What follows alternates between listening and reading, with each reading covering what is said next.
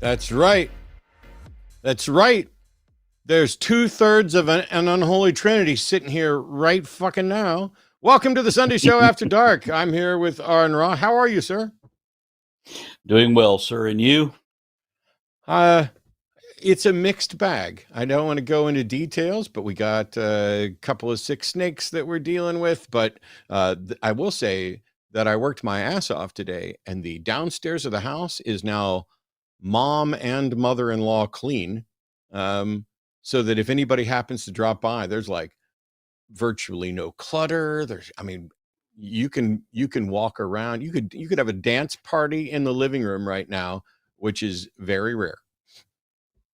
Yeah, I hear that. It's been a very rare situation for us. Yeah, my only issue is that, shit keeps costing more every month, and somehow I seem to be making less.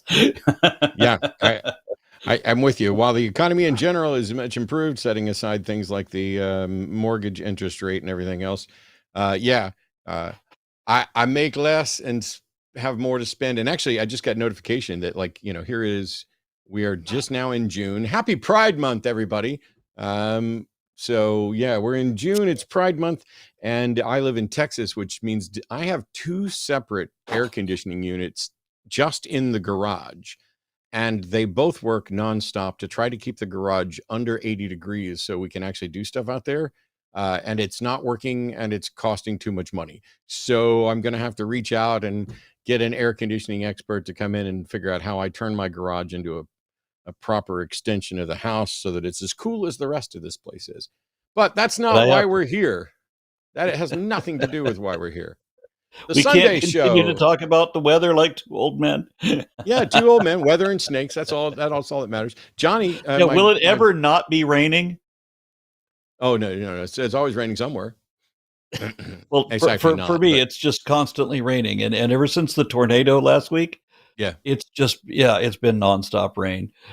I made a joke at your expense. I'm hoping that it was taken in the spirit it was offered, and that everything is good recovery wise, because you were like, now my Jeep's full of water and sticks. And I was like, that's what Jeeps are supposed to be full of.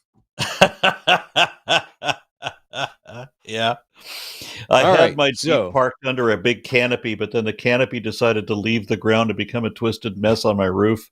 Yeah, I saw my roof needed a canopy, so we just waited for a hurricane or tornado, whatever, to launch it up there. All right. So here's the deal. First of all, everybody, welcome to the Sunday Show After Dark. I'm Matt. That's Aron Ra. We've been doing this for a while. We'd love to have people call in.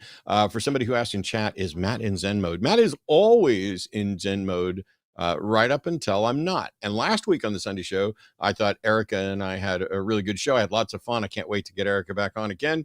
But the only thing that came close to busting my Zen was one caller at the end who I'm pretty sure was intoxicated. And so here's the thing. Let me go over some quick notes just for people who aren't familiar with the show. We want to know what you believe and why. And in particular, we want to know about supernatural beliefs, religious beliefs, things that, aren't mundane, like, do glasses help me read better? Because the answer is yes. I have evidence for it and I can prove it. But other things like, is there a God? Is there a soul? Is there life after death? Can you talk to the spirits? Are there demons? We don't even have to spend time on whether or not the earth is an oblate spheroid. So if you're a flat earther or a globe denier or a globe skeptic, hang on, call Skeptalk tomorrow. That's a much better use of the time. When we are actually engaged in these discussions, believe it or not, we both care about what's true and we want to have decent conversations. So if you have a belief that we don't share, I definitely like to understand why. And I'm going to be tailoring questions to that to see maybe in some cases, if we can figure out at what point we agree and then at what point we start disagreeing, that could be potentially useful. So we're going to do all of that stuff. But I am going to make judicious use of the hold button, and I want people to understand why.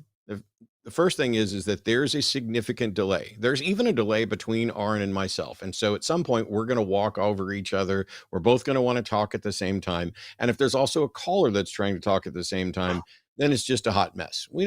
That doesn't help anybody, doesn't get to, and it just frustrates people, which amps up the rah thing. And we're going to keep it cool. Or I'm going to try to. Thank you for making that excuse for me, because I'd be doing that anyway. Yeah. It is a personal flaw, I fully admit, and I'm always trying to correct it, but I don't always succeed. Yeah, no, we're in the same boat there.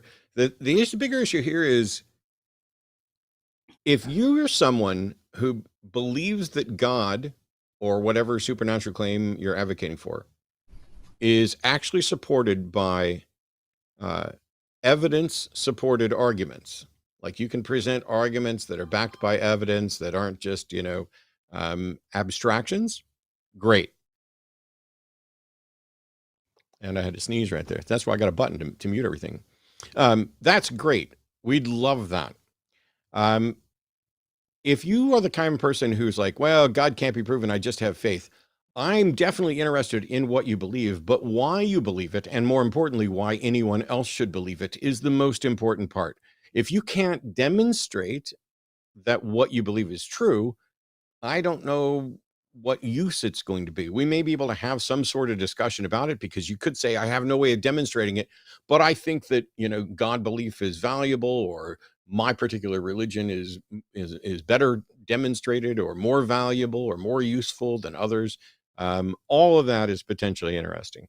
If you are calling in for some esoteric, you're the only one who understands the Bible, and all the other Christians have managed to get it completely wrong, as respectfully as possible, I don't fucking care.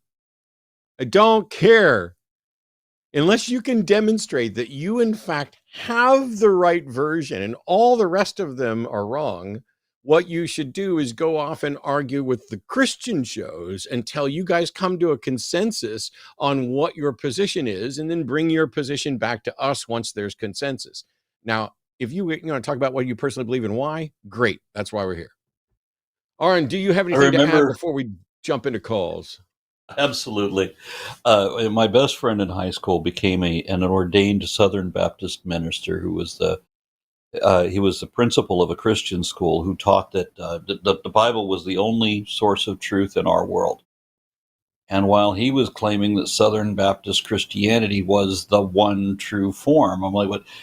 Can we get a little bit of consensus here between the Calvinists and the Pentecost, the Catholics, the Mormons, and Jehovah's Witnesses, and everybody else?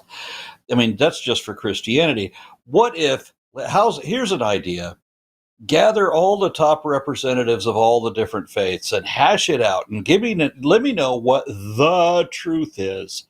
Yep. Which version of God is correct? Which God is correct? Which version of which God is correct? And then when you all come to an agreement, you got a consensus, then bring that forward. He goes, that'll never happen. Yeah. And it seemed to me that it was an admission that it's all up to whatever the fuck you want to believe. Yeah, it's absolutely wild. But somebody may be able to prove us wrong. There may be, like, we already have one theist caller. We have like a couple of atheist callers. And by the way, for Eric and Carl who are on hold, this show is always going to prioritize theist callers, and just make sure that if you've called in as an atheist, you may be on hold for the next 2+ hours. Just want you to know that ahead of time, because if a theist calls in and has been on hold for 3 minutes and you've been on hold for an hour, I'm still going to take the theist caller first. That's just almost all the time, not necessarily all the time. There might be some exceptions, but if you're ready, we've got theists, including one that's wanting to prove God's existence.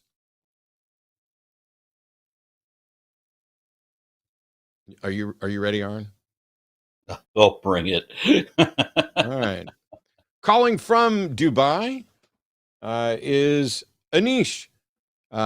You're not like Anish Giri, are you? I know there's more Anishes than that. I'm sorry, just to mess with you. But Anish in Dubai wants to prove God's existence. So welcome to the show, Anish. How are you? Hi guys, how are you? I'm fine. Doing pretty well. It's all right. Which God did you want to prove exists? I'm actually a Muslim. Okay. Okay. So, are you aware of this argument called arguments from limit? Argument from limit. Let's just say no, and you can go ahead and present it. This is an argument actually brought by Professor Josh Rasmussen. Yeah, it doesn't matter. It doesn't matter who brought the argument. Okay. It doesn't matter if I'm familiar with it. I could know it backwards and forwards, but there's an audience of thousands that are watching here right live. All I need you to do is just present the argument so we can discuss it. Okay. The argument goes like this. Anything that has a limit is dependent on something to define that limit out of all the other possible limits mathematically. You got it? Say that one. Can you say that one more time? Okay. Anything that has a limit, arbitrary limit, is dependent on something else to define that limit. To Because define if you have a limit? particular limit, if Why you have would a it be particular limit for dependent something, on someone? no, something. Yeah, it didn't say something. Previous. So I'm trying to, Yeah. Anish, I'm trying to make sure I understand this. You're saying anything that has a limit is dependent on something. Yeah. To what? To what? To determine that limit out of all the other possible limit that could have been mathematically. Okay, stop.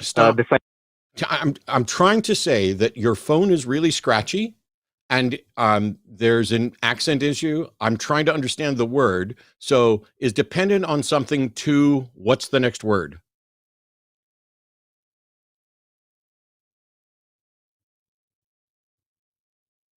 Hello? Hello? I got that anything that has a limit depends on something to imply that limit. I don't know. That's what I was trying to do is figure out. I don't know if we've lost Anish or what, but I was trying to figure out the word. No, I'm here. Okay, I'm here. I'm trying to figure out. You said anything. I only want one word. Anything that has a limit is dependent on something to. No, everything that we can observe in the materialistic ontology has some kind of limit. No, that's not. No, stop, Anish. That's not what you said. I'm trying to understand what you actually said. You said anything that has a limit is dependent on something to blank.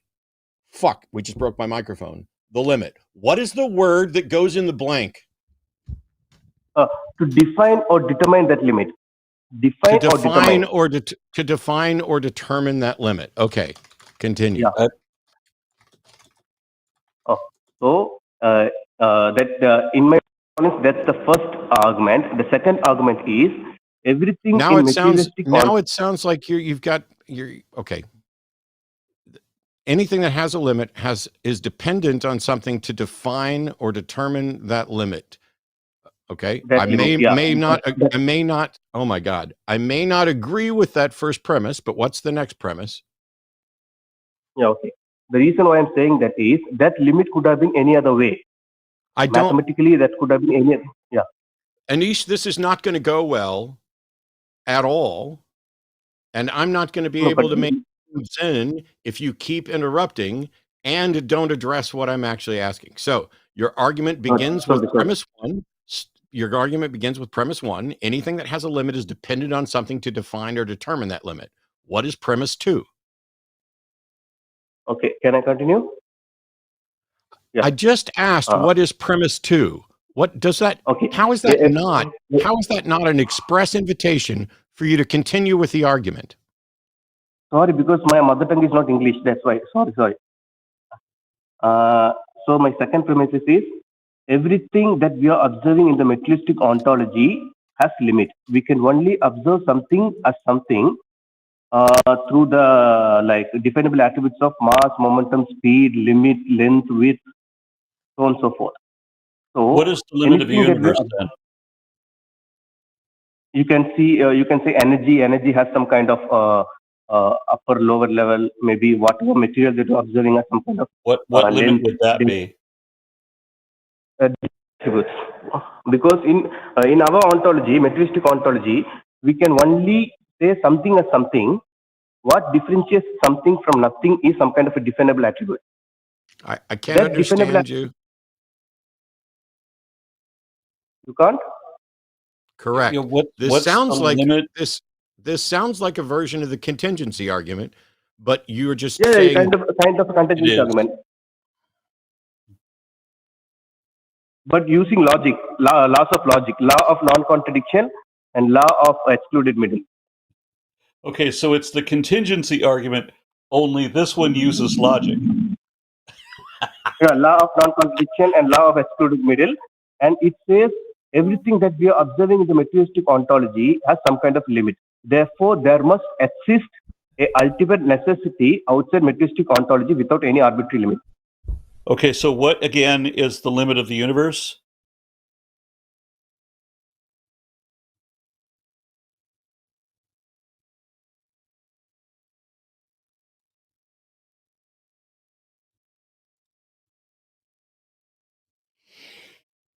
hello. So I think what's going on is when a lot of web callers are doing it on their phone, if their phone goes to sleep, it cuts out the audio. There we go. So Anish, tap your phone regularly to make sure it's not going to sleep. That way we don't lose your audio. Yeah, sure. Thank you.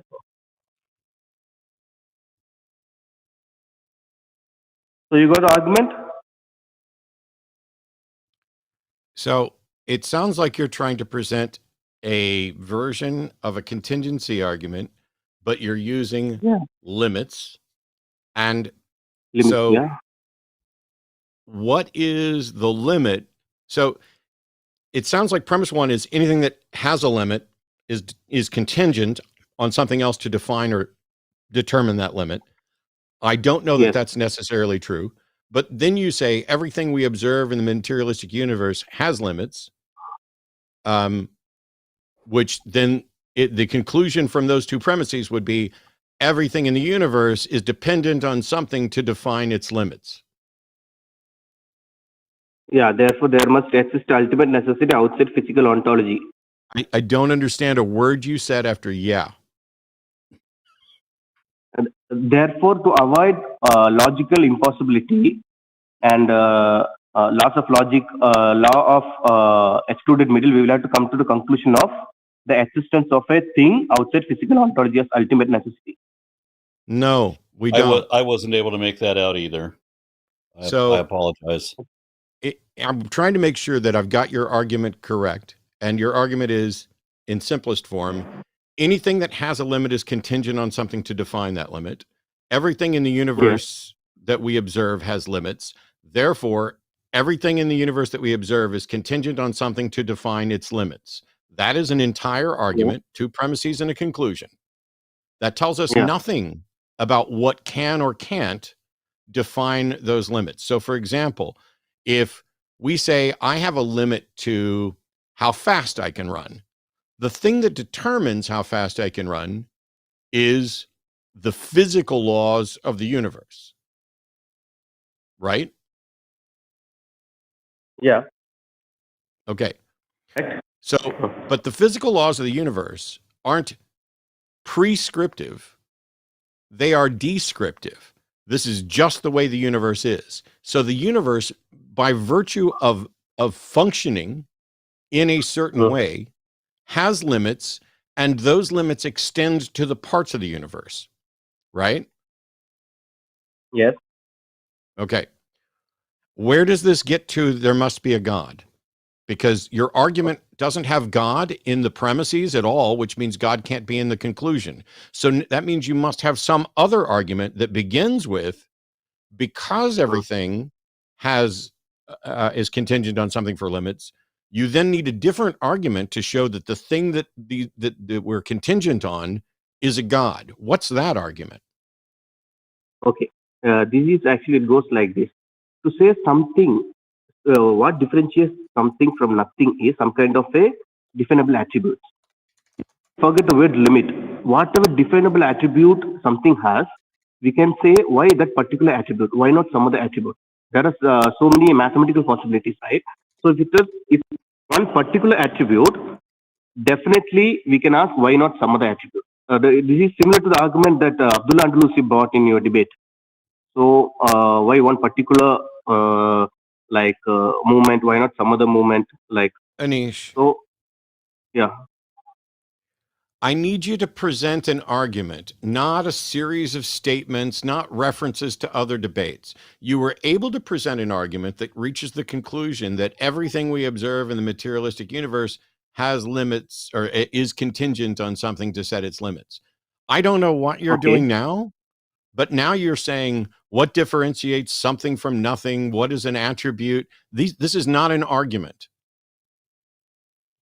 No, I gave you You an also argument didn't with answer logical my question. You also with didn't valid answer premises my and question. conclusion. Okay. I think we have a significant delay here. No, I actually didn't hear your question, Mr. Aaron. What Well, Aron is the Aron limit asked what. of the universe? Yes, Aron's question was, what is the limit of the universe? The limit is with what kind of a definable attribute we are measuring the universe. That's the limit of the universe.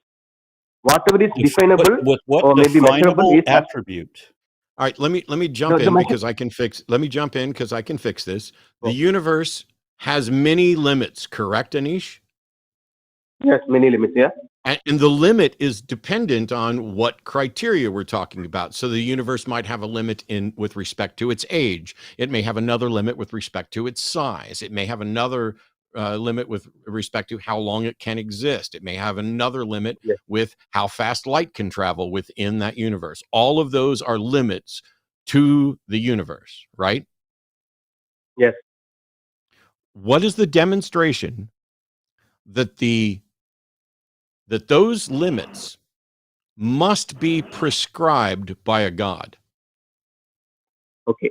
The reason is if there is any kind of limit, there could have been, that particular thing could have been some other way. So if it is one particular way, then it definitely requires an explanation as to why that particular way, why not some other way. So Okay, to so avoid what you're infinite asking regress, then is why Allah rather than Krishna? yeah, that's what I'm coming to. Now you are actually trying to explain another ontology which is not under your observation. No, Anish. You are trying to Anish, consciousness. You cannot explain consciousness. Anish, stop. Yeah. So you're saying if there's some kind of limit, that is an implicit admission that it could have been some other way, right? Yeah, limit means definable attribute, measurable attribute. It's a yes or no question. When I ask a yes or no question, it means I'm leading to the next thing. I don't need any more explanation because that will only confuse things.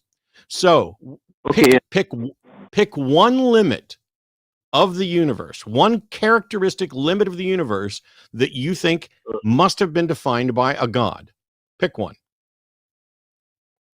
Space and time. I don't understand what you just said. Space and time. Space. Yeah, space is expanding. Space is a limit? Yeah, space is limit. If it is expanding tomorrow. See, this is the thing, Anish. This is the thing. Yeah. I said space is a limit, ? And you said, yes, space is limited. I know space is limited in many different ways, but is space itself a limit? No, you can even forget the word limit. What I'm saying is whatever definable attribute it has, Anish, if you can forget about limits. Talking. You just presented an argument for fucking limits. And now you're telling me I can forget the word limits. You know what I can forget? I can forget the entirety of this conversation and any future it has. Please try to stay focused. If you're going to say that the universe has limits that must have been dictated by a god, you need to present the evidence-based argument to show that. You don't get to say you can ignore limits. So pick a limit. Space is not a limit. Space has limits. Okay. Pick a limit and then tell me how we can know that that limit had to be prescribed by a god. Last chance. Okay. I will ask just one question. What differentiates universe from nothing? The fact that it's something. Nothing doesn't have What different- properties. But stop asking questions and pick your fucking limit. No, that's what I'm saying. Whatever the property that differentiates universe from nothing, that property could have been some other way. Goodbye, Anish. Goodbye. Okay, so Anish's argument is that the universe exists, therefore God exists. Because if the universe didn't exist, then it would be nothing, therefore God would be nothing. If I understood that correctly. So this is an argument from contingency, only it's supposed to focus on limits. And that's the only novel thing, because all he's saying is there are features of the universe that are contingent on something. Cool. How do you demonstrate that whatever feature of the universe you're pointing to, whether it's the speed of light or whatever limit you pick, how do you demonstrate that limit needed to be prescribed by a conscious agent God and not merely is a product of the way things are or some other explanation?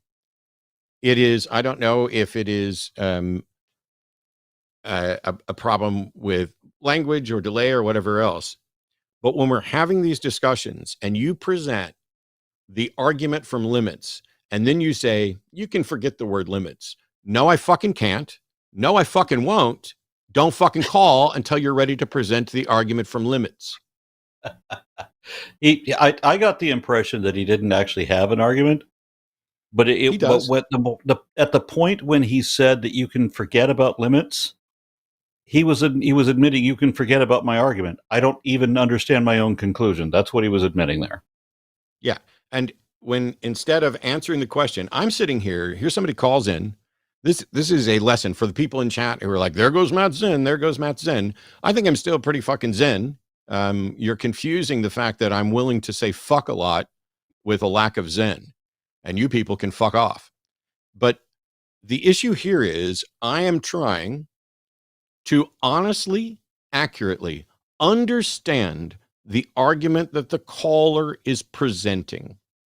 And that requires that we ask some questions.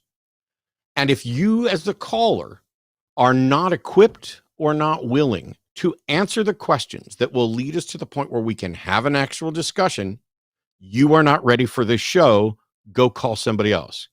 Go call that other show. Oh, wait, it's not on the air right now, but call it next week. You know, whatever you want to do. You know, the one that keeps putting up my picture to pay their employees. All right. Joel is calling in from Ohio. Joel's a theist and wants to explain why he believes there is a God. Awesome, Joel. You're on with Aron and Matt. I'd love to know what God you think is real and why. So the floor is yours. Yeah, absolutely. So I believe in the Christian God. Okay. Would you agree that there's over 1,000 denominations that all identify as Christian, and so probably not all of them have the same God concept, but maybe there's a generalized Christian God concept that you're... Absolutely. Cool. Why do you believe that the Christian God is real? The nature of how I view Christianity is that you can't prove him visually. However, I can evidentially suppose that there is a God through the means of evidence that what light can do in a situation, as in spiritual light, like making things happy again, like turning a bad situation good. Okay. Joel, I promise I am not in any way trying to be a dick, but what you just said, I have tons of questions before that will make any sense at all. I took notes. So when you say you can't prove God visually, what does that mean? I can only because the nature of Christianity is that only I can see what good can come from it. That's the only way I can explain it, That didn't. or what can come. When you say, let me see if I'm understanding this. So when you say you can't prove God visually, and I ask, what does that mean? And you say you can only see what good can come from it. Are you saying that the only evidence you have of God is what good you see coming from what? Any given situation that may be contesting or may be seen as bad, like say people are arguing. If you bring true Christianity into the situation, you can turn a bad situation into a good situation, possibly. Can I jump in for just a moment? I mean, if you Sure. knew anything about history, if you knew about the Huguenots, if you knew about like Northern Ireland, if you knew about Henry VIII, like all of the conflicts between the Protestants and the Catholics, constantly warring and killing each other, and that's just the Protestants and the Catholics. That has nothing to do about the Mormon War or any of the other violent conflicts between, say, the Catholics and the Orthodox, for example. I mean, Christianity is you surely, if you know anything at all about the history of religion, you should know that Christianity is the bloodiest religion in all of history. Are you aware of that? Yes, I am actually. And I haven't. Sorry, I don't mean to sound rude. I'm so sorry. I'm so sorry. I haven't been speaking about yeah, Christians I agree, totally. versus pagans or Christians versus Muslims. I've only been talking about Christians versus Christians. Yes. You see how that negates what you were just talking about having some good come out of it? I agree. It can end up bad. And usually does. And when usually does end up bad, extremely bad, that's kind of evidence against your conclusion, right? Yes, I agree.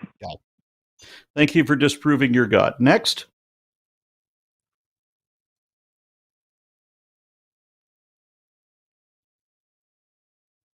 So Joel. Oh. Wow. I got distracted and you evidently convinced Joel that he disproved his God and he hung up. I still had lots of questions because when you say you can't prove God visually, but you can, if there's a contesting situation, such as people in an argument, if you bring true Christianity, that will demonstrate God. And I'm like, I need to know what true Christianity is. I need to know how you can tell what true Christianity is. And I need a demonstration that actually bringing true Christianity into an argument has a good result, because there have been plenty of competing Christian views where they essentially fight with each other. And so are you saying that none of those were true? And which version is true and how can you tell? But also he went on to talk about what light can do in a situation as in spiritual light to make things happy again. And I have no idea what spiritual light is. Just as a heads up, people, don't drink ayahuasca before calling in. That is absolutely bizarre.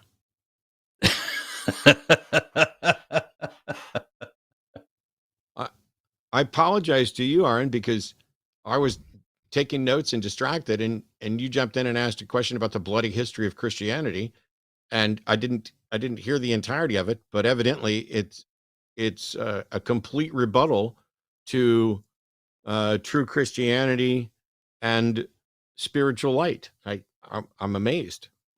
Whatever the hell spiritual light is. I don't know. But it's not visual.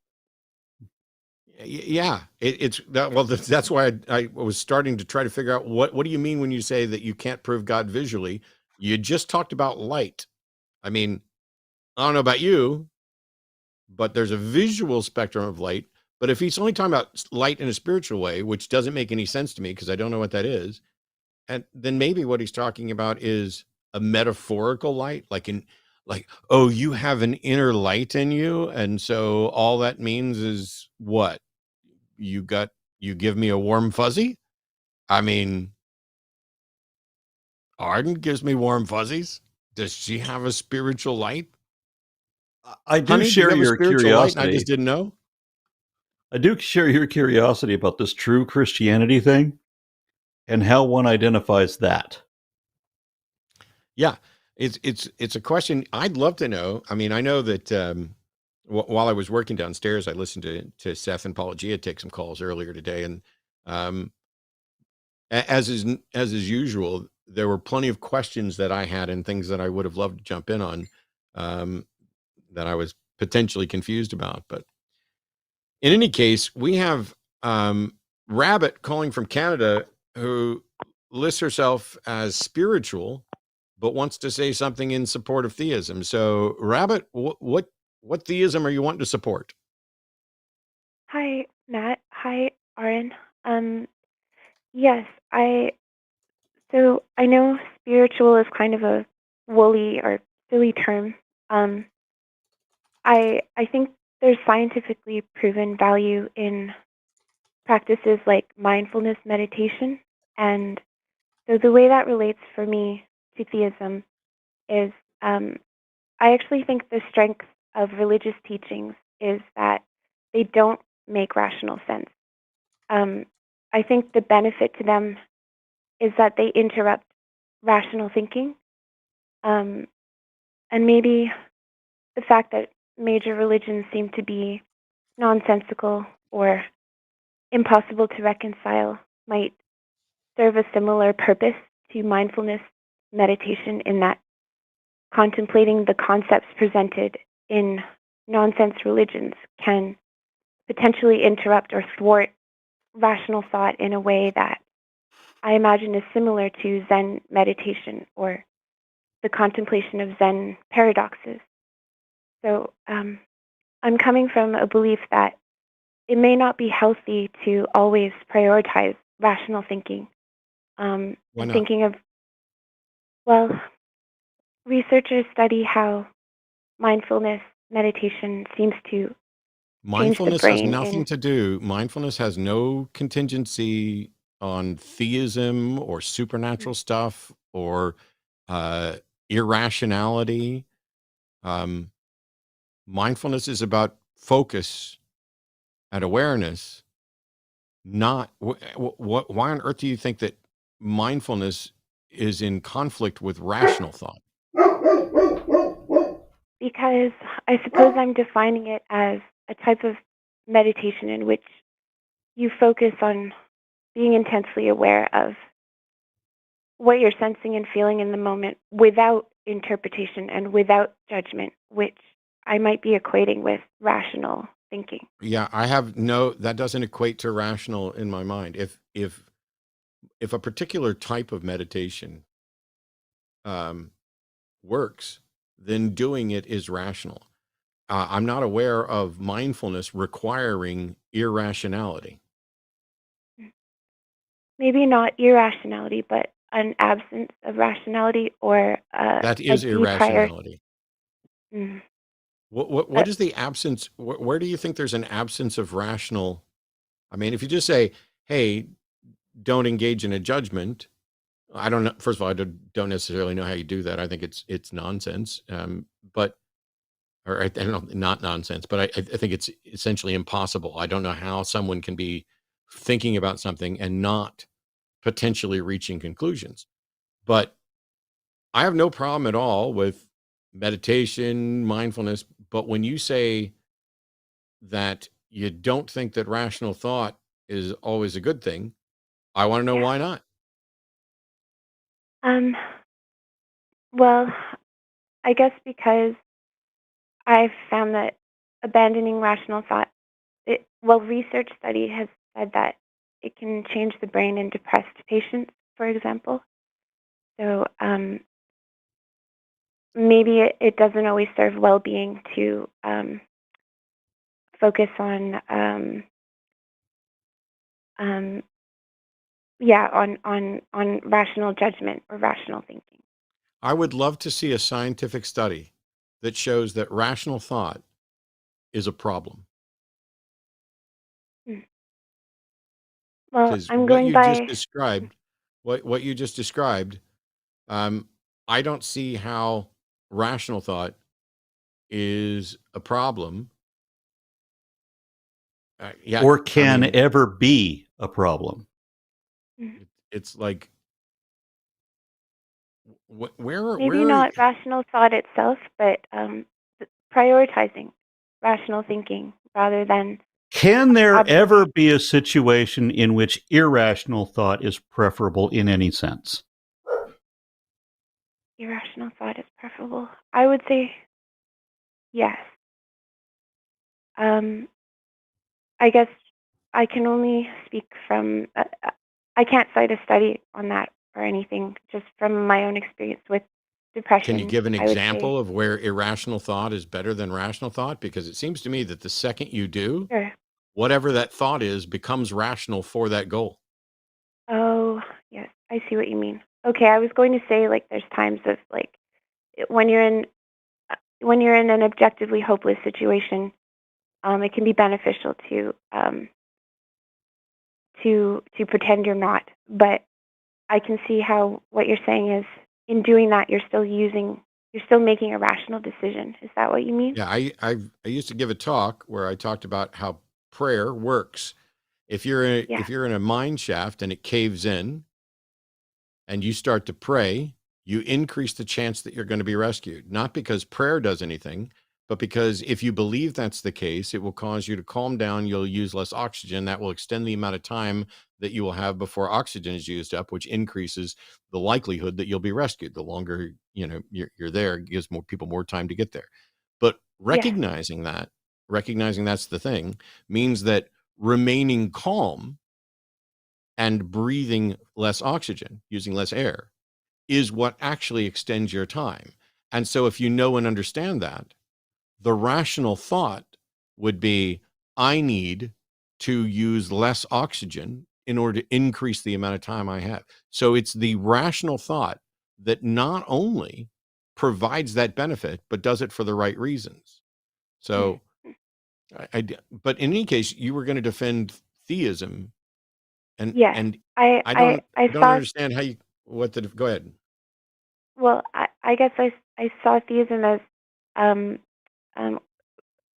a similar mechanism where it's not necessarily supposed to make sense. That its strength is in sort of circumventing a mental process that might be in the way of something else, something healthy. That's a lot of maybes. You're like, Yeah. hey, it may be that there are mental processes in the way of something else. And so theism's purpose is to get in the way of those things that are in the way of those things. That's a whole lot of speculation, especially when the bulk of theistic ideas are absolutely offering up specific claims that are either true or not true. It's not like theism is a mechanism to enlightenment. And I have to add that theism is faith in general is being completely convinced of something that is not evidently true. Mm-hmm. And I have a hard time understanding when being completely convinced of something that is not true is ever beneficial. Because it might serve to take focus and attention away from judgments and rational argument. I'm So sure what it you takes just- focus away from rational arguments to the detriment of the person who's doing that. Yeah, you needed an example, because you just keep going into this. Well, it might take your mind away from rational arguments. Okay, what's the demonstration that those rational arguments are harmful? Why would you want to take your mind away from rational views? I guess some studies have shown that there's an array of conditions, physical and mental, that benefit from patients taking a mental break. And I guess, Rabbit, as you were saying, yes. you're now saying there are multiple studies, and then the thing that follows that isn't there. You don't say there are multiple studies that show that rational thought is problematic. You instead shift from rational thought to some other category of thought, judgmental thought, whatever else. Where's the study that shows that there's a problem with rational thought? Where's an example that shows there's a problem with rational thought? With rational thought. I guess if we're not defining it the way I was trying to, then I don't have one. I don't Okay. have an example. Would you agree that you can convince people to do good things by making them believe a lie? Oh, absolutely. Yeah.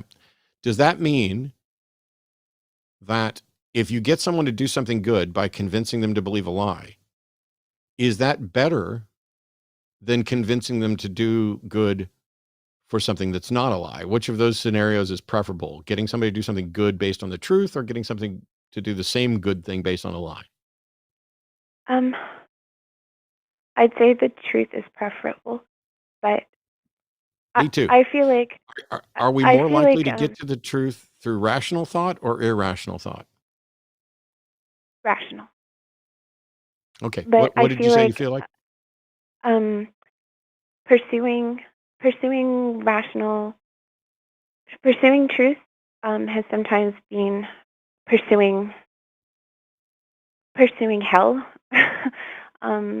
It's sometimes the truth is unbearable, I suppose, and I can see benefit to not always leading with what makes sense.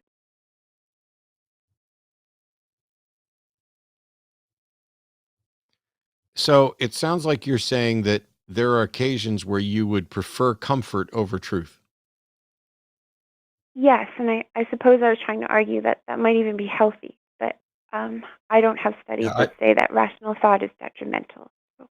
I can't think of a situation where the truth is so uncomfortable that I would prefer to be lied to. Here's an example. I'm not going to give specifics. I got some incredibly bad news just a couple of days ago. Bad news that is going to cost me thousands of dollars. That is like devastating in some ways. Don't worry, everybody. I'm okay. But it's going to be months of work and stress, and may result in just some terrible things. I'm sorry to hear that. Thank you. There's no part of me that would rather not know the truth, in part because this particular truth, if I didn't know, would just get worse and worse and worse. So it's like finding out you have cancer can be devastating. And yet, if you don't know you have it, you have zero hope of seeking treatment that might eliminate it or alleviate it. And so if you just hide from it, it's going to get worse. So what scenario is so bad that not knowing is preferable?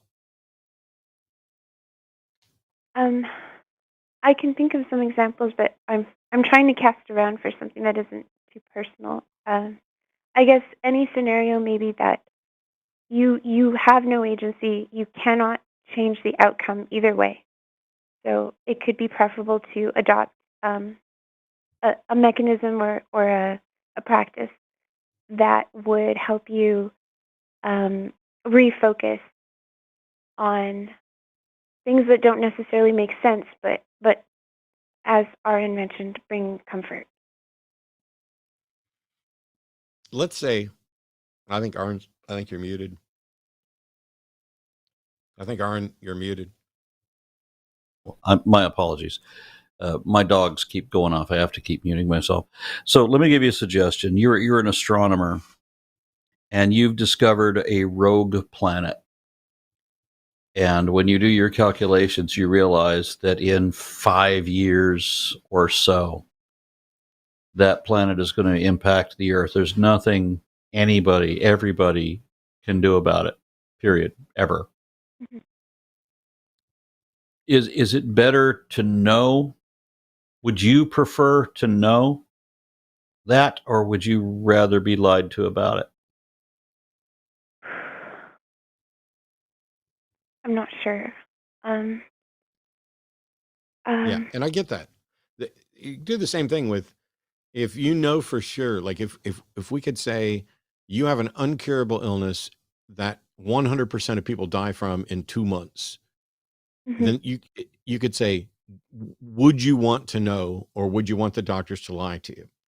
Now, I can understand why there are people with a personal preference to perhaps not know. I'm not one of them.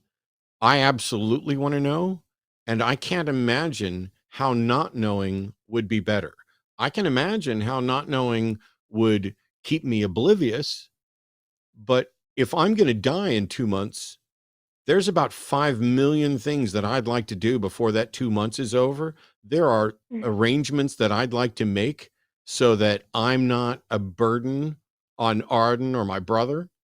There are people that I'd like to reach out to say, hey, I'm going to be dead in 2 months. And I just, I know that, we care about each other, but here's how I'd like my funeral stuff taken care of. Here's how I'd like my body to be disposed of. Here's what I want you to know about what I actually think about you. You're the biggest piece of shit I ever worked with. And I'm glad that I'll be dead so I don't have to hear you from you anymore. Or you're so wonderful. I've never told you enough, but I just, it's kind of unwritten thing. There are things that I want to do. And so I can't imagine a scenario where it's truly better to not know, but I can imagine scenarios under which people, some of them, would prefer not to know.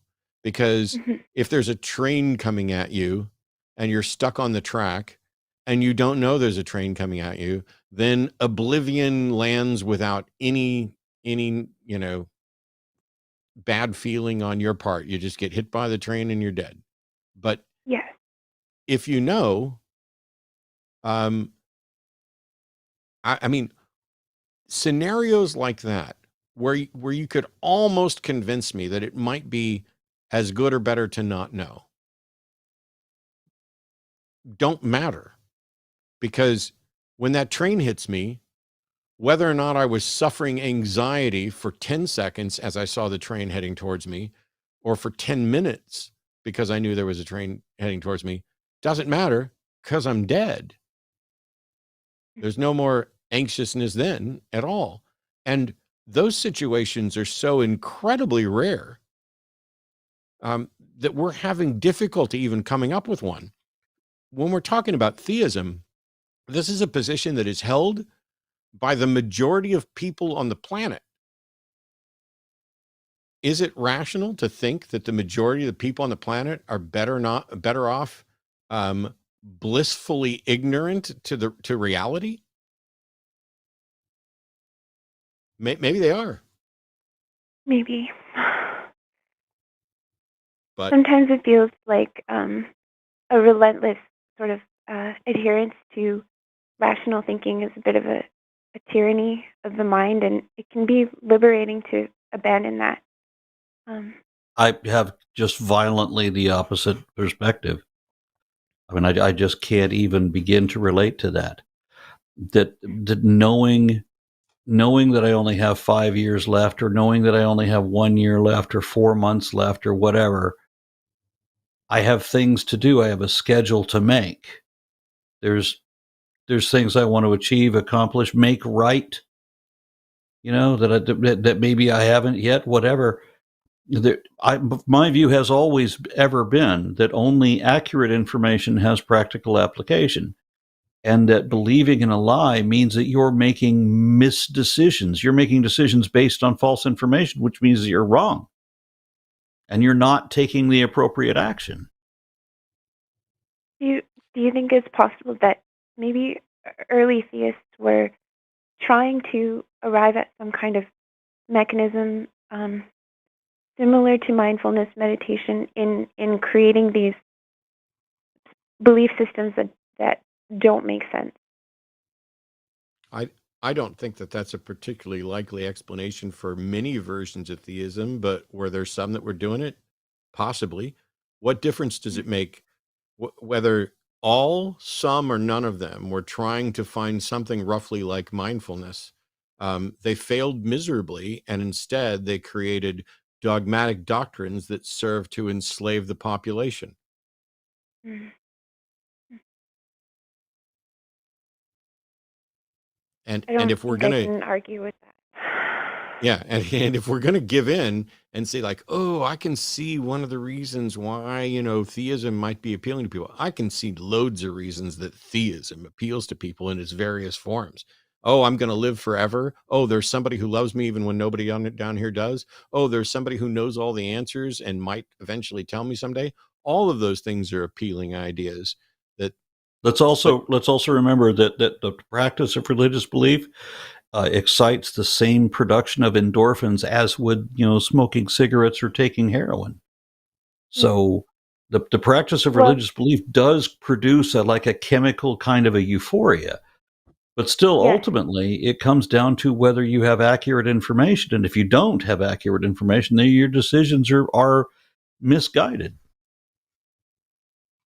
What if there's a benefit to not just an appeal, but an actual benefit? What if there's a benefit to believing things that are not true? Yeah. I think there are benefits to believing things that are not true, just like there are benefits to believing a lie. But I think that if you can get to the truth, that automatically becomes more beneficial, because whatever was causing the benefit, like my prayer example, it's not, if you think that prayer does it, it's not the prayer. It is remaining calm.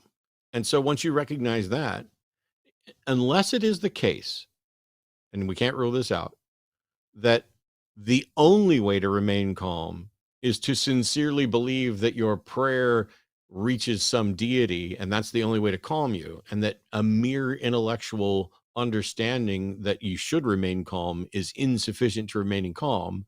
But A, we haven't demonstrated that that's the case, and B, we're still talking about scenarios that are so outlandish they don't apply.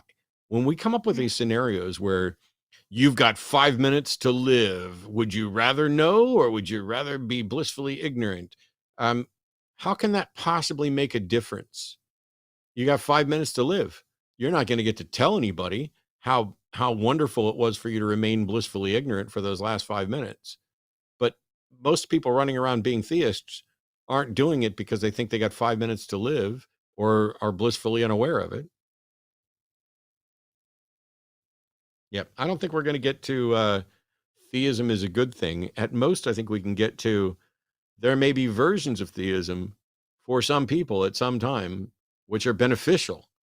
And I think all of us would agree that theism comes with loads of benefits, not the least of which is here's an exclusive club full of other gullible people who will assist you even if nobody else will. Well, thank you so much for your time. Sure. Thanks, Rabbit. Keep thinking. I like the fact that none of us are necessarily convinced that we have the right answer, but I'd recommend some caution at tossing out rationality for convenience. But at the end of the day, if you want comfort, cool. I just am always going to value truth over comfort. I remember somebody saying, maybe it was Ricky Gervais, maybe it was him, but I can't remember who it was. But they said, you're dealing with somebody who's like 92 years old. They've been a believer all their life. They realize they're on their deathbed. They're about to see heaven, and that's the only comfort that they have, knowing that they're going to die scant moments from now. And what are you going to tell them? And I remember the answer being, well, I'm probably going to tell them the same lie that you would. I'm just not going to feel good about it. It's one of those things where if I was, I said this before, if I was at my grandmother's deathbed, my grandmothers both knew at the time that they died that I did not believe in a God or an afterlife. But if I'd been there and my grandmother had looked up at me and said, it really troubles me that you don't believe that you and I are going to be seeing each other in the afterlife. I really wish you would believe. Please tell me you believe. There was a period of time where I was like, I'd fucking lie to her all day long. She's going to die in a minute. You know, what difference it make if I tell you, you know what, Grandma, I found Jesus. He came to me last night. I can't wait to see you again in heaven. If that lie buys her comfort and it's the only thing to do that, then I think that's by definition the best choice. That's an exceptional circumstance, like the trapped in a cave thing. It's not the day-to-day, hey, I'm going to trust that Jesus take the wheel. Well, okay, you're going to die real soon if you do Jesus take the wheel for real. But Jesus has not updated his license. The other answer, apart from just I would lie to my grandma, is this. If she knew, she would know I was lying. And I think that it would be much better for me to say, yes, I don't share your belief that we see each other in heaven, but I hope you're right. I genuinely hope you're right because I'm going to miss you. I love you. I would love to spend eternity hanging out with you and playing cards. I don't think it's likely to happen.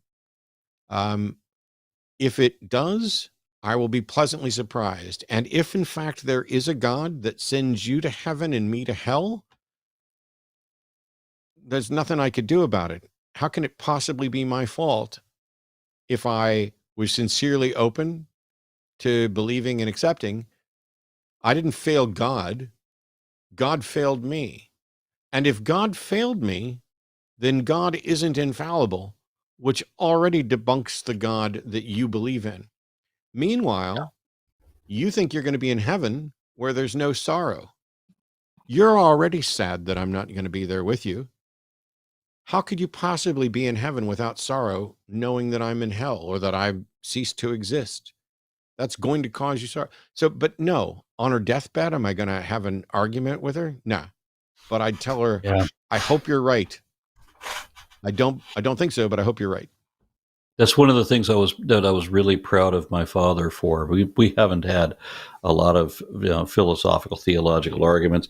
He saw one of my counter apologetics videos. Out of my entire career, my father saw one of my videos and said, well, that don't prove there's no God. And I said, yeah, but there was no reason to believe that there was a God in the first place. That was the entirety of that argument. That all I ever had arguing the God thing with my dad. That was it. That was all. On his deathbed, years later, my mother wanted to bring in the Mormon missionaries to pray over him, and he said his eyes flashed to mine, and he said, "No, I think it's too late for that now." And I don't know what that means. What he meant, I got a strong impression. We've got loads of callers and loads of theist callers, so I'm just going to start taking the theist callers in order. This one be straight up Aron's alley. Brennan in Virginia, pronouns he him, is a theist who wants to make the case for evolution being set in motion by God. So Brennan, I take it, just to be clear, and we'll do this as kind of a mic test because people have different audio issues. Can you just let me know, you're convinced that evolution, the scientific process of changes in allele frequency over time with common descent, all of that, you accept that that's reality, correct? Yes. Cool. And the mic, apart from being a little scratchy, seems to be working okay. And your position is that you have good reason to believe that the process, the mechanics of evolution specifically were put in place by a God? That is what I believe, yes. Sweet. Tell us why. All right. So I wanted to start out by saying that, Aron, even though I'm a religious person, I'm actually a pretty big fan of yours. I had some relatives who had started saying creationist talking points, and your content was really helpful in discussing evolution with them. I'm sorry, but this has nothing to do with evolution being set in motion by God, and I have a policy: nobody can compliment Aron unless they also compliment me. No, I'm just kidding, Brendan. I'm having fun. Please continue. Ignore me. Trying to bring some levity in. All right. And I'd be happy to hear from Matt about this as well. But Aron, you've mentioned in your first foundational falsehood, as well as a couple other times, that evolution and Christianity are compatible. You've mentioned scientists who believe in both God and evolution, such as Robert Bacher and Ken Miller, whose book I actually read. And they specifically are making the claim that God used evolution and physics to create a world and then allowed it to evolve on its own. And you've seemed fairly accommodating to this insofar as it helps religious people understand evolution. But I've never specifically heard you address that claim of theistic evolution. That may not be the point of what you do. But do you think it's theologically consistent? Do you think it's something that can really be disproven or has been disproven? Or do you view it as problematic in any way? Well, there are issues with scriptural literalism, and I don't just mean the Bible, regardless what scripture you're talking about. When you look at the Bible does say, that God said, "Let the earth bring forth the living thing," and that allows for completely natural processes. That God could have orchestrated every natural process from the stellar nuclear synthetic theory to abiogenesis and on. That just whatever happens happens because God wills it, if that's the way that you want to believe. The issue comes in with scriptural literalism when it starts getting into the mythology about, creating Eve out of Adam's rib and that sort of thing.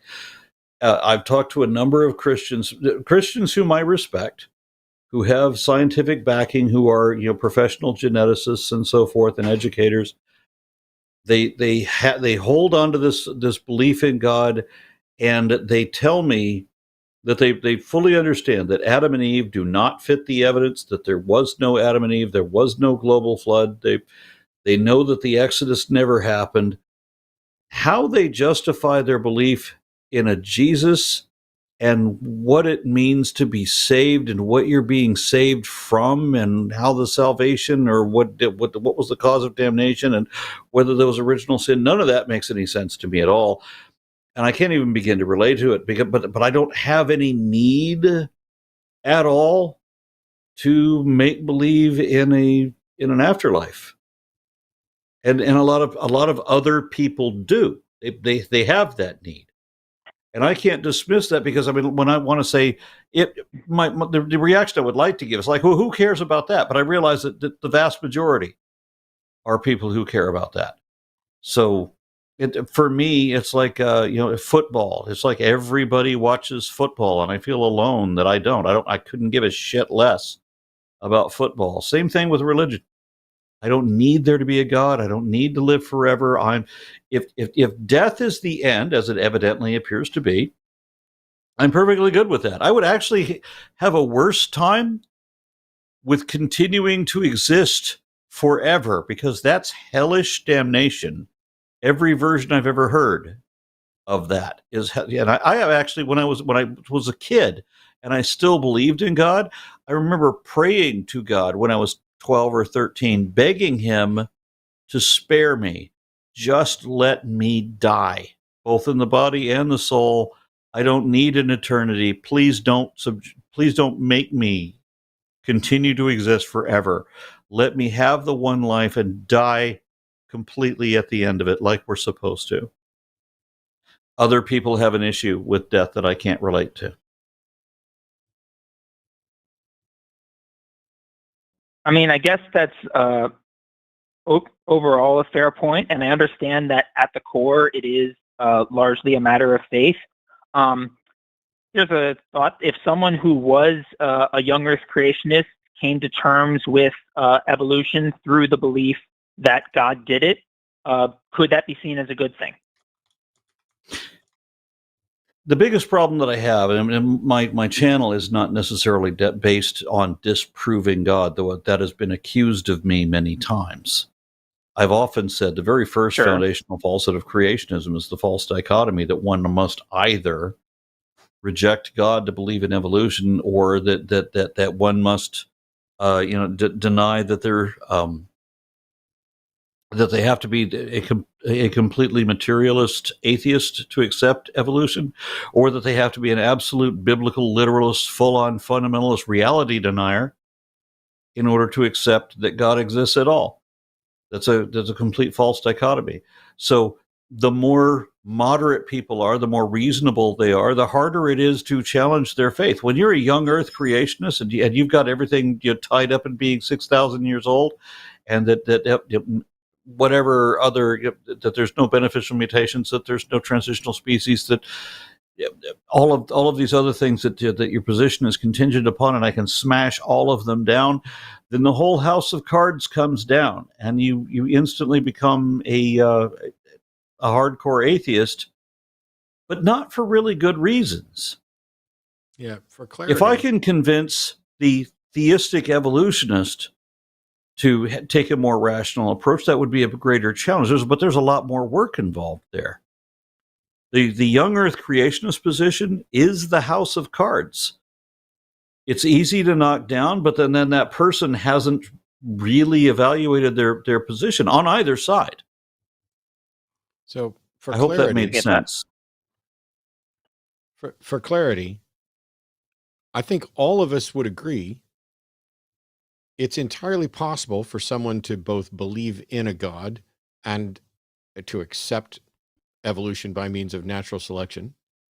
And it's certainly possible for someone to be convinced that God is the foundation for evolution or set up the rules for evolution. I don't know that it's necessarily consistent with evolution to think that God reaches in and tinkers at any point beyond kicking it off and setting up the rules, because the rules are mechanistic. But I don't think, and Aron can speak for himself, I don't think either myself nor Aron think that there's any good reason to be convinced that a God had anything at all to do with evolution. And so, Brennan, you're here to defend the notion that evolution was set in motion by God. So have at it. Well, I think when you look at the evolutionary process, starting with obviously abiogenesis and genetics, and then common ancestry among organisms, I think that fulfills the idea of the Earth bringing forth after its kind that we see in Genesis, and ultimately results. What does that have to do with whether or not a God did it? Are you suggesting that because a book says so, that you can come up with a model that is consistent with the book?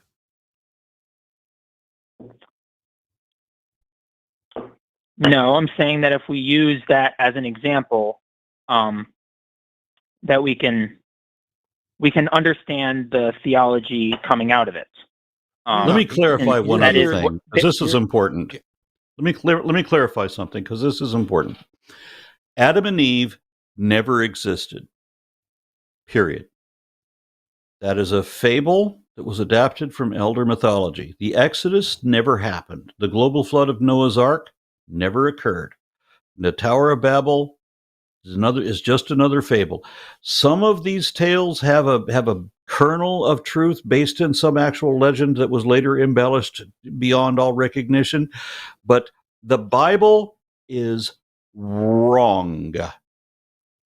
Whether God created evolution or whether God started everything out, regardless, all of the scriptures of every religion ever conceived by men are fallible productions of mere fallible men. You can't prove that. You just made a global assertion about every religious claim from everyone throughout history at all times, and asserted that they're all fiction. How do you do that? You just adopted the biggest burden of proof ever.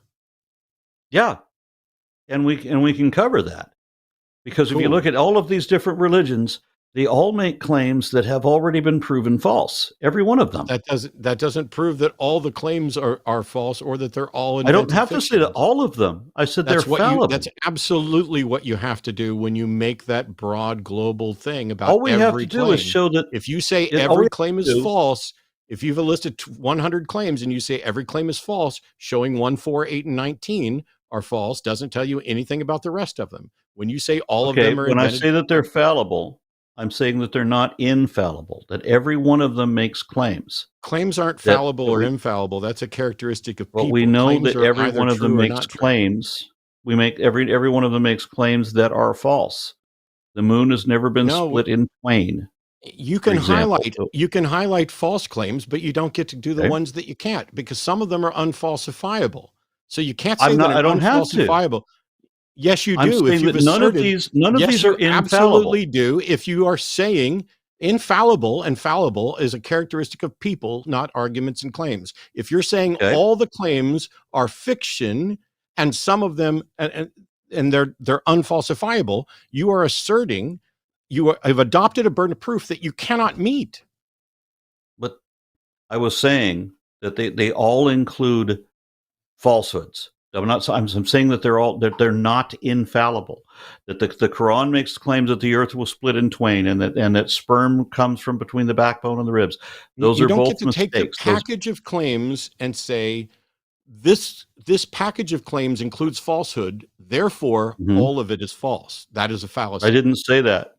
I You said that they all include falsehoods. Okay. Well, because they are all written by fallible people. They are not infallible doctrine. So in the Bible, even if there are passages that are correct, there are also passages that are incorrect, that we have proven to be incorrect. They're all the works of men. I'm aware of that. You spoke in a global sense about all of the claims of all of the religions and all of the history of all of the world, and you can't make a claim like that. That they all include falsehoods? That they're not infallible? So first of all, you haven't assessed all of them, and it's possible that one of them may not have any falsehoods in it at all. But whether or not one of them has falsehoods doesn't mean you can assess the entirety of all the claims. So the Bible makes tons and tons of claims. We're all aware that some of them aren't true, but the fact that they aren't true and that the Bible includes untrue claims doesn't mean that every claim in the Bible is untrue. That's a fallacy. So when I read a doctrine and I come across something that has been proven wrong, that the consensus of experts is that this is wrong. Okay, I'm done with that one. We've come across the flaw. And I read the next one until we come across the flaw. This one's not infallible either, and neither is this one, and neither is this one, because they all include these mistakes.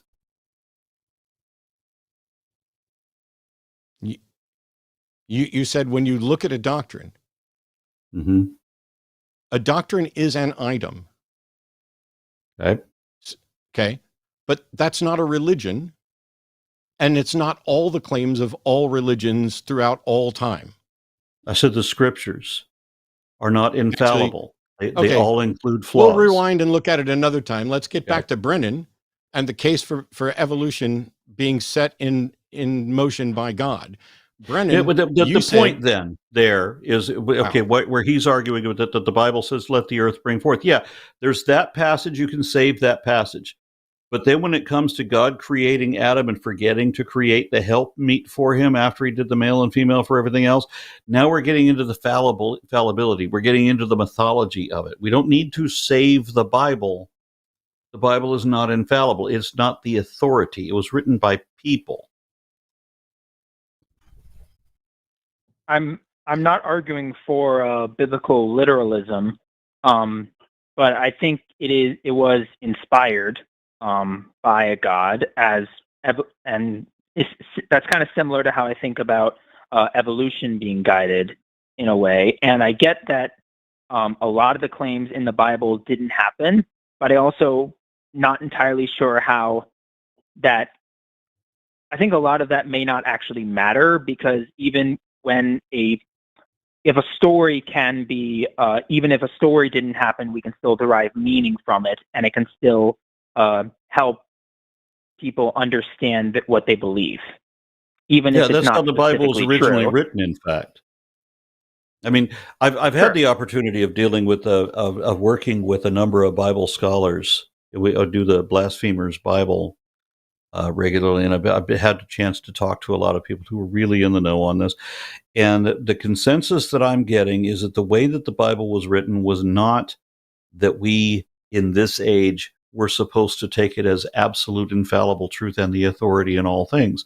There was meaning that we were supposed to derive out of what is essentially folklore that was supposed to have metaphorical, symbolic meaning, and it wasn't that we were supposed to take any of this absolutely literally. Okay. So why does that mean that it's, if we can still derive meaning from it, how does that disprove a religion? It doesn't.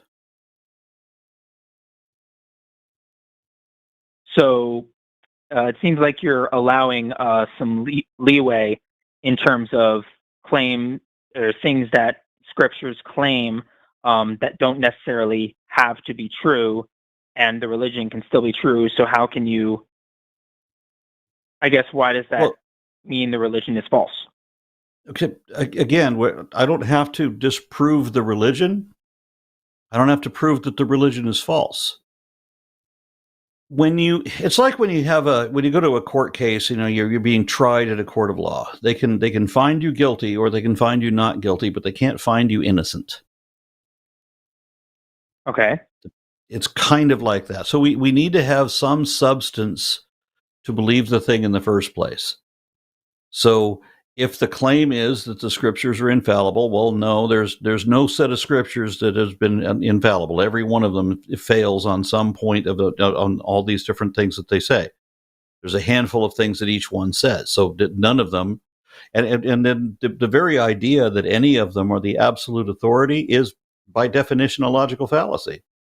So we have the argument from an erroneously assumed authority, wherein as I forget that William Lane Craig has often said that if there's a conflict between science and the scripture, then science has made a mistake. So it doesn't matter if you have proof that the scriptures are wrong, he's going to believe the scriptures anyway. So that's what I'm cautioning you.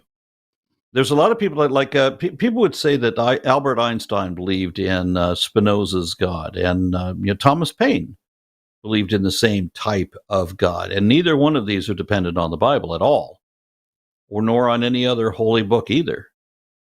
They're a concept that the universe has some kind of plan behind it. And that seemed to be the argument that you were opening with. Yeah.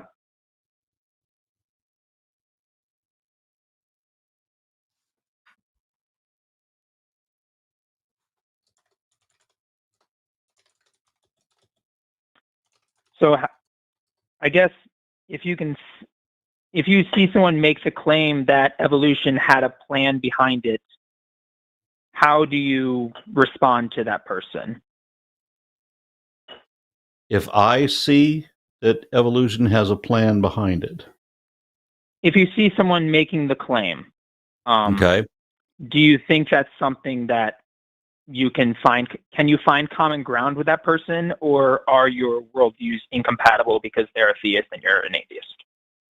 The issue that I have is when you start teaching things as fact that are known not to be fact, or that are not known to be fact.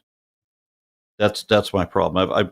I remember seeing philosophy professors describe faith as pretending to know things you don't know, and that's always been my biggest problem with religion. Is claiming with absolute certainty, to know things that are not evidently true or that are evidently not true, and then taking the erroneous position that your doctrine says X, so it doesn't matter what all of the evidence says. It doesn't matter that there's no evidence for it. It doesn't matter how much evidence there is against it. You're going to continue to believe the doctrine of X.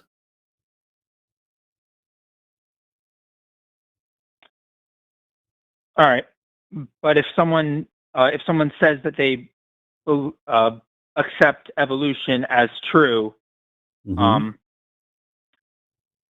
but they just have a different view of how it started. Do you think, and if that person was in a conversation with a young Earth creationist when they were actually discussing points of fact about evolution that you can show to be true,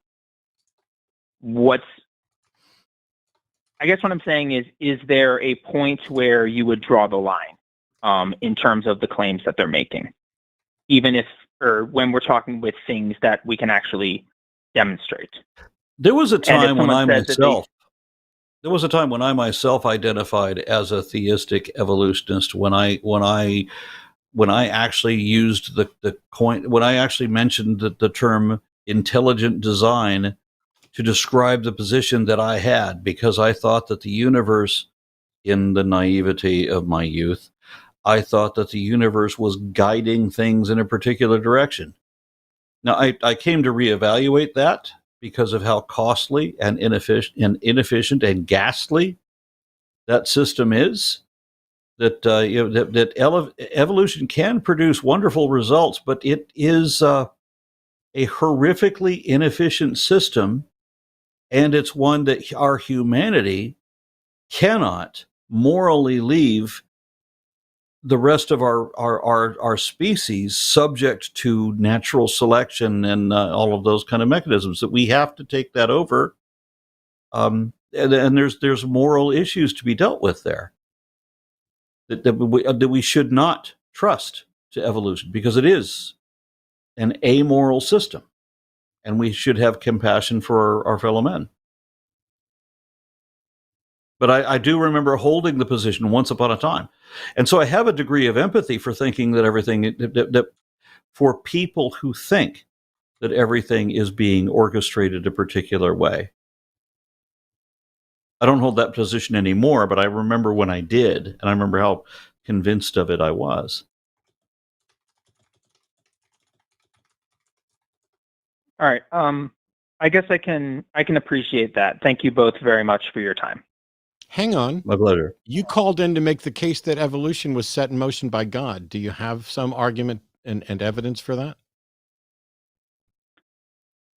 Most of my argument is based on faith, as well as the type of evolution that we see, and the influence that we see throughout recorded evolution history. But I accept that that's probably not something that can be proven in the way that Aron is asking.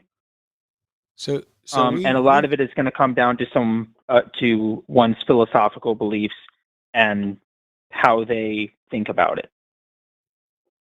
So you called in to say you want to make the case for evolution being set in motion by God. We talked about anything and everything else. And now you're saying that the only thing you've got for evolution being set in motion by God is faith. I accept that you need faith to that was a question. Believe that. Are you saying, I'm trying to steelman your position, are you saying that the only evidence you have for evolution being set in motion by God is faith? He did say that you have to have faith to believe that. No, but I accept that any evidence would require faith. And I don't think it's something that can necessarily be disproven. And if someone doesn't have faith but does believe in evolution, I'm a little confused. How does evidence require faith? What's the difference between the only thing you have to base this on is faith and you have evidence you can base it on that would require faith? What's the difference? I didn't say that I had evidence that I could base it on that would require faith. I'm saying you that literally just said that 45 fucking seconds ago. No, I said the interpretation of the interpretation of the evidence and the worldview you derive from it is something that requires faith. That's literally what I just fucking said. So if your only basis is faith or evidence that would require faith, what's the difference between only having faith and having evidence that would require faith? What's the difference?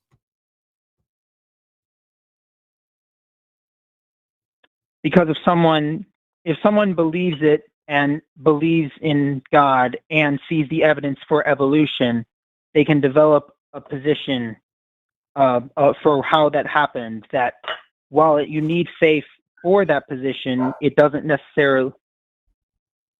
Okay, what you're telling me is that you have a faith-based belief in God, you have evidence of evolution, and then you're going to try to integrate the faith-based belief that God must have created. So you don't have evidence that requires faith. You have faith that doesn't require evidence. We have evidence that informs our faith and informs understanding of God. What's the evidence?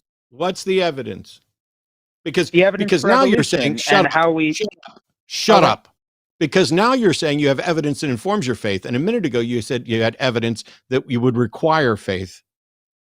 So which is it? We can see evidence for evolution, correct?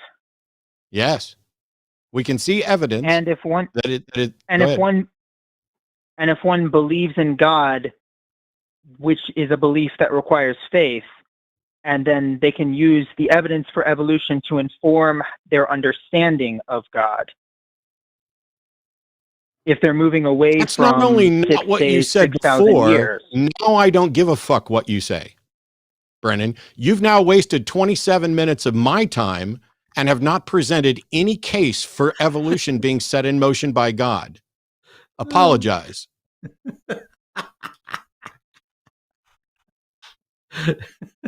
All right, I guess I apologize for that.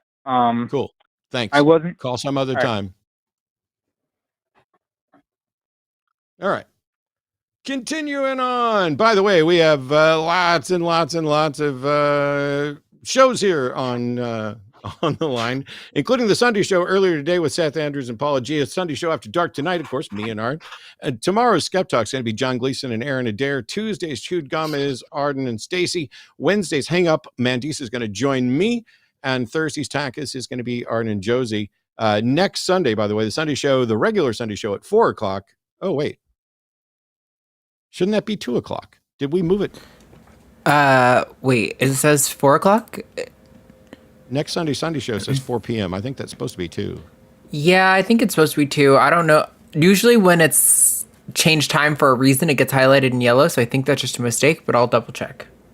Cool. Assuming it's at that time, it's going to be me and Eric. And next week's Sunday show after dark, Aaron's going to be here with John. So you get to do 2 Sunday shows after dark in a row with me and John. That's sweet. Groovalicious Hep Daddies. Something like that. All right. Here's Mr. Adventurous calling in with a question about why is it better to destroy belief in God? Ooh, Mr. Adventurous, pronouns are he, him, from Washington. I guess go ahead and state your question and what you actually mean by it, because I'm not sure that my position is that it's better to destroy belief in God. My position is it's better to not believe things that aren't true and that you don't have good reason to believe are true. But go ahead. Okay. So if that's your position, then explain to me how you are 100% sure God doesn't exist.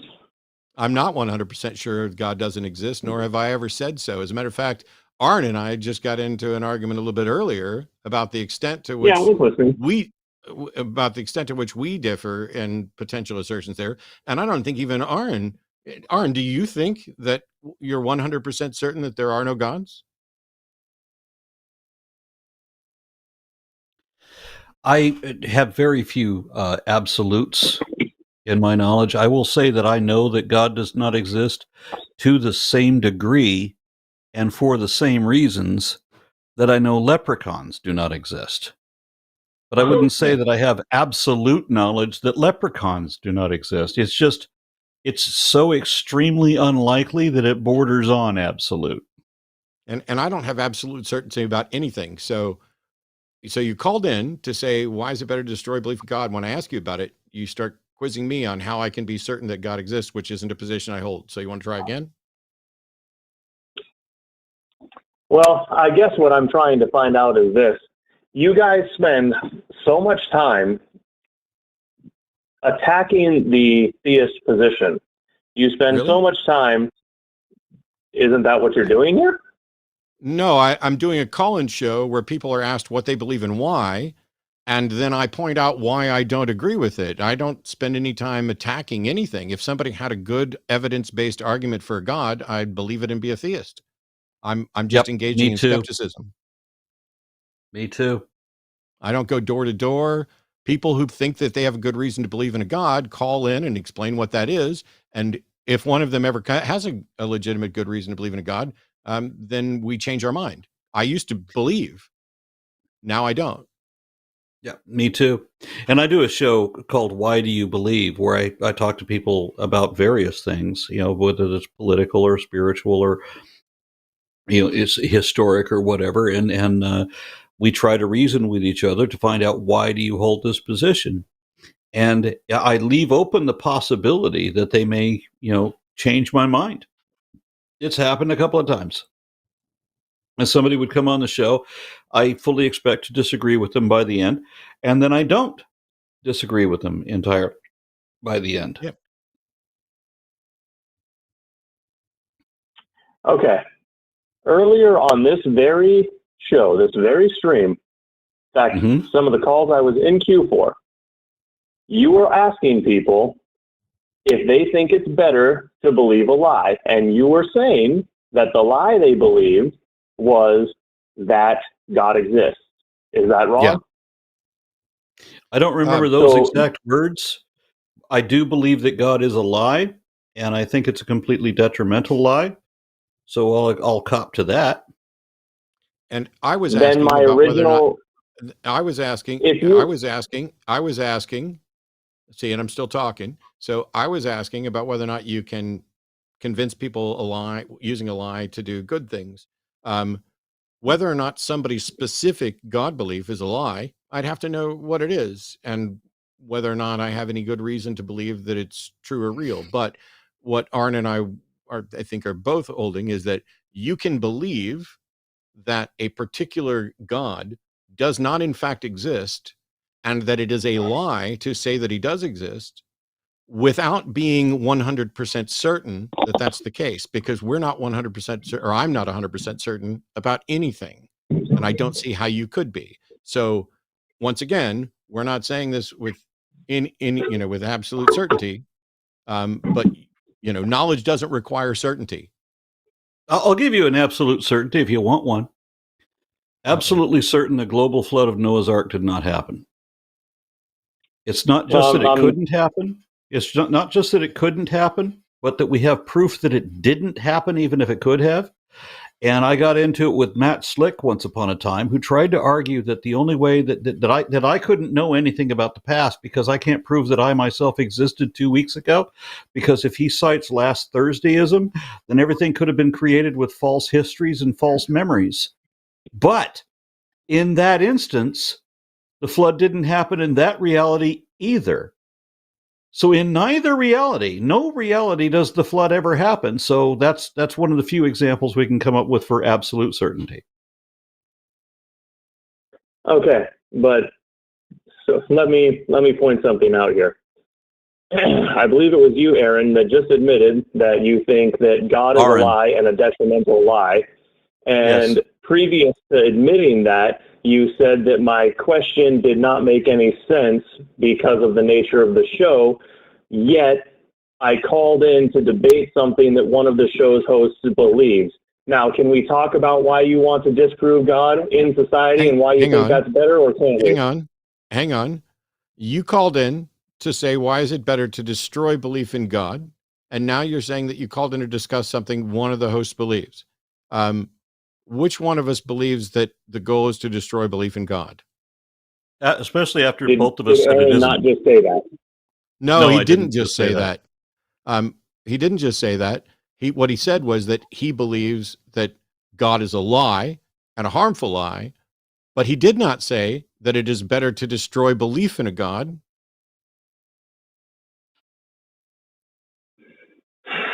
Okay, fine. We'll go down this rabbit hole if you want to. Okay, hang on. Mr. Ra. Hey, excuse me, Mr. Adventurous. If you're going to be a smug prick, we don't have to go down any rabbit holes. You said something that was not true, and we just corrected it. I'm sorry that's difficult for you in your script, but you called in to suggest why we're here to destroy belief in God. Here's what we're here for. We're here for you to explain why we should believe in a God. Would you like to do that, or would you like to say goodbye? I guess I'd like to say goodbye. Have a good night. Bye. Who could have seen that coming? Just absolutely wild. Here we go. Howie in Australia, pronouns are he, him, says he can prove the existence of multiple gods from the Bible. So Howie, before we get started, I say hello so that we can make sure we hear you fine. That'd be good. Are you there, Howie? Uh-oh. Howie might not be here. We'll put Howie back in the queue. Oh, there we go. I can hear you now, Howie. Hey. How you going? We're okay. So you say you can prove the existence of multiple gods from the Bible? Yeah, man, but you're going to be disappointed. I can't prove an omni-god. I'm already disappointed, but let me ask my question. So when you say you can prove multiple gods, prove the existence of multiple gods from the Bible, are you saying that you can prove that various gods mentioned in the Bible actually exist? Or are you saying you can prove that various gods exist by using the Bible as evidence? Do you have evidence outside of the Bible for this? Only the fact that I would say the Bible suggests, if you look from a Christian philosophy, that you and I are gods. Okay, Howie, I don't give a shit what the Bible says. I definitely don't give a shit in esoteric nonsense that suggests that the Bible's saying we're gods. I don't care what the Bible says. It doesn't prove anything. How could anything that the Bible says be used as proof of what the Bible says? That's circular reasoning. So there's nothing in the Bible that you can prove by pointing to the Bible, correct? Just give me the circle one more time. Can you prove something can you stop, listen, just listen. Is it possible to prove that something the Bible says is true only by using what the Bible says? No. Cool. So what's the point? Prove things. So my point was going to be, if I'm like, Christians taught me to cherry pick the Bible for the bits they like and gloss over all sorts of bits. And I've spent my life seeking an omni-God, if you like. If I do that, Howie, I don't need a lecture from you on what Christians told you. What is it that you'd like to prove? I wasn't trying to lecture you. I apologize. What is it? What is it you'd like to prove, and how are you going to do that? Matt, I was going to say, using the formula that the Christians taught me of reading the Bible, the most logical conclusion to draw is we are the gods. No, it's not. As individual. No, it's not. It is for me, and I was going to... I don't care what it is for you. I told you at the beginning of the show not to call in with esoteric bullshit, didn't I? With esoteric bullshit? Dude, I didn't catch the beginning of the show. Sorry, I was still at work. Well, go back and watch it. Go back and watch it. Stop wasting my fucking time. Okay. Zen mode can lick my ass. Ethan is a theist in Washington that has an argument that it says he has an argument that can prove that God exists. Ethan, you are on. I'm so happy. Please prove that God exists.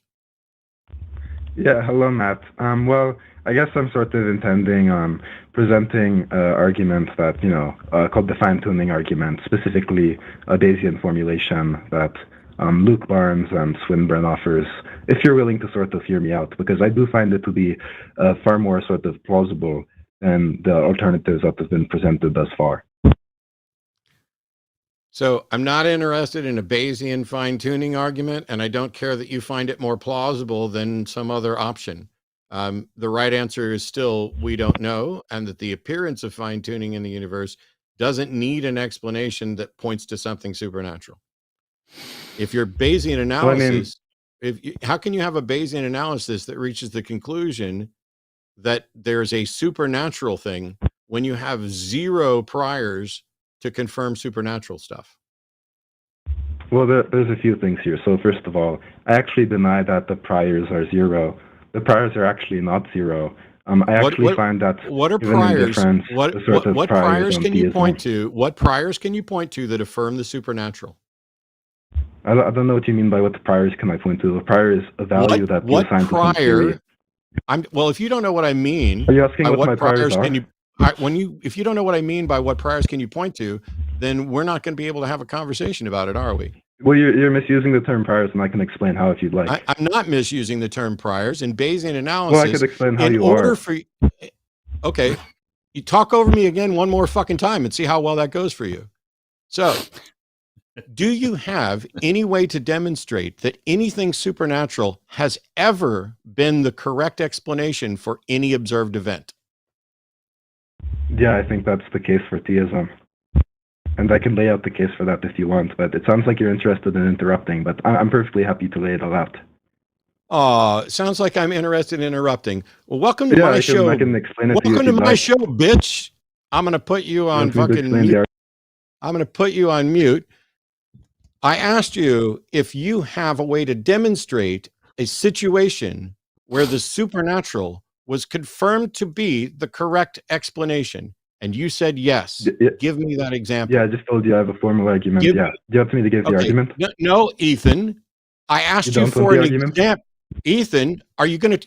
This is never going to work for you. So here, let me mute you. I asked you if you had an example of an instance where the supernatural was the confirmed correct answer for an observation, and you said yes. I would like you to give me that example, please. Yeah, I have a case where it's confirmed in the sort of Bayesian sense. And to talk about what confirmation really is in the Bayesian sense, for two theories, right, T1 and T2. Okay, we're going to put you on mute again. I'm going to ask you this one last time. This is your last shot. You said that you have an example, not a Bayesian an argument, an example of a time where a supernatural explanation was confirmed to be the correct explanation for an observation. What is that example? What is that event? Yeah, I already said it's theism explaining the fine-tuning. I think it's confirmed in the Bayesian sense. Goodbye. When I say, is there an event that has been confirmed to have a supernatural cause? That means, and you say yes, it could be the resurrection of Jesus, the formation of the universe. It is not fine-tuning, because fine-tuning isn't a fucking event that has even been confirmed on its own. There is the appearance of fine-tuning, and you can try to make a Bayesian analysis, but Bayesian analysis is not how we confirm things. And I asked for an example of something that had been confirmed to have a supernatural cause that is confirmed to be its explanation. I'm sorry you don't know how this works. Stop wasting my time. One of the challenges that I love making to these people is present a fact, and a fact is something that we can both confirm to be true.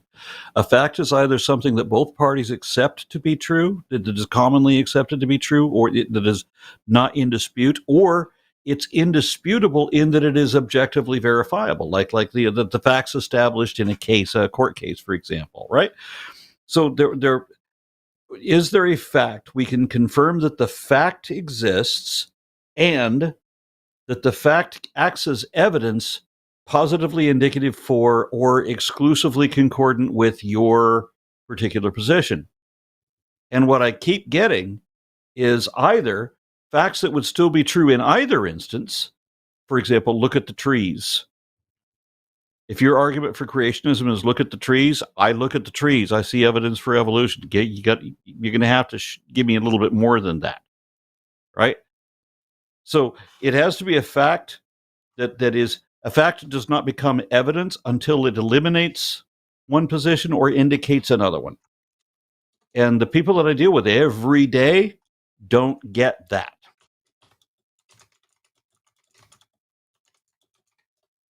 Yep. All right.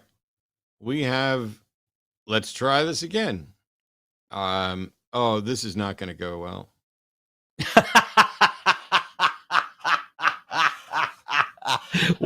Why? Who is it? Duke is calling from Brazil to say that atheists worship their own God themselves. We all serve a God, whether we know it or not. Duke, that's just not true. It is not possible to serve a God without being aware of it, in my perspective, but also I don't worship myself. And definitely all atheists, even if some of them might worship themselves, don't all worship themselves. So do you I'm have not in my 20s. Do you I'm not have in my a point 20s anymore? Do you have a point that defends theism, or did you actually just call in to trash talk atheists? Because that's not happening. Let me finish my fucking sentence. Congratulations. You just finished the only fucking sentence that you will get on this show. Good job.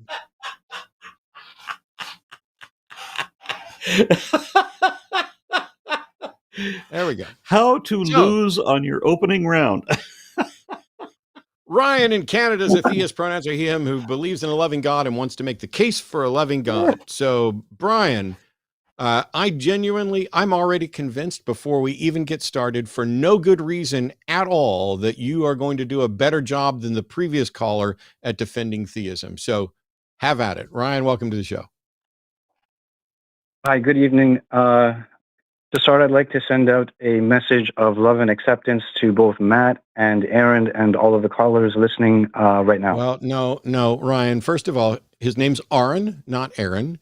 And I don't need a message of love and acceptance. I need you to make the case for a loving God, like you said you would.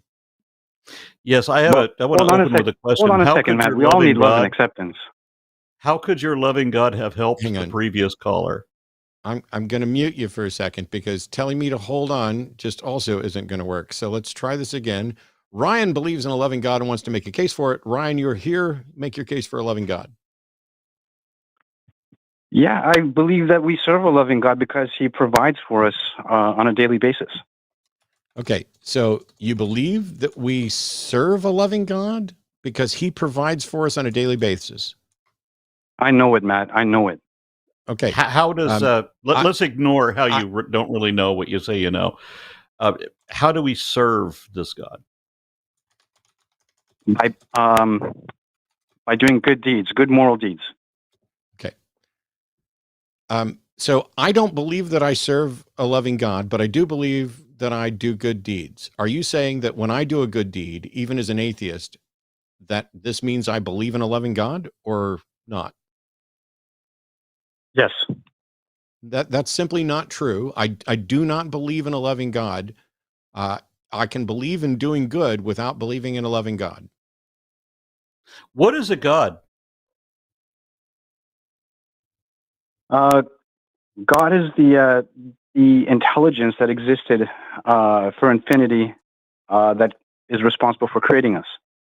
Okay, so I don't believe in any of that. There's no intelligence that existed for infinity. We were not created, so everything you hold to be true is wrong.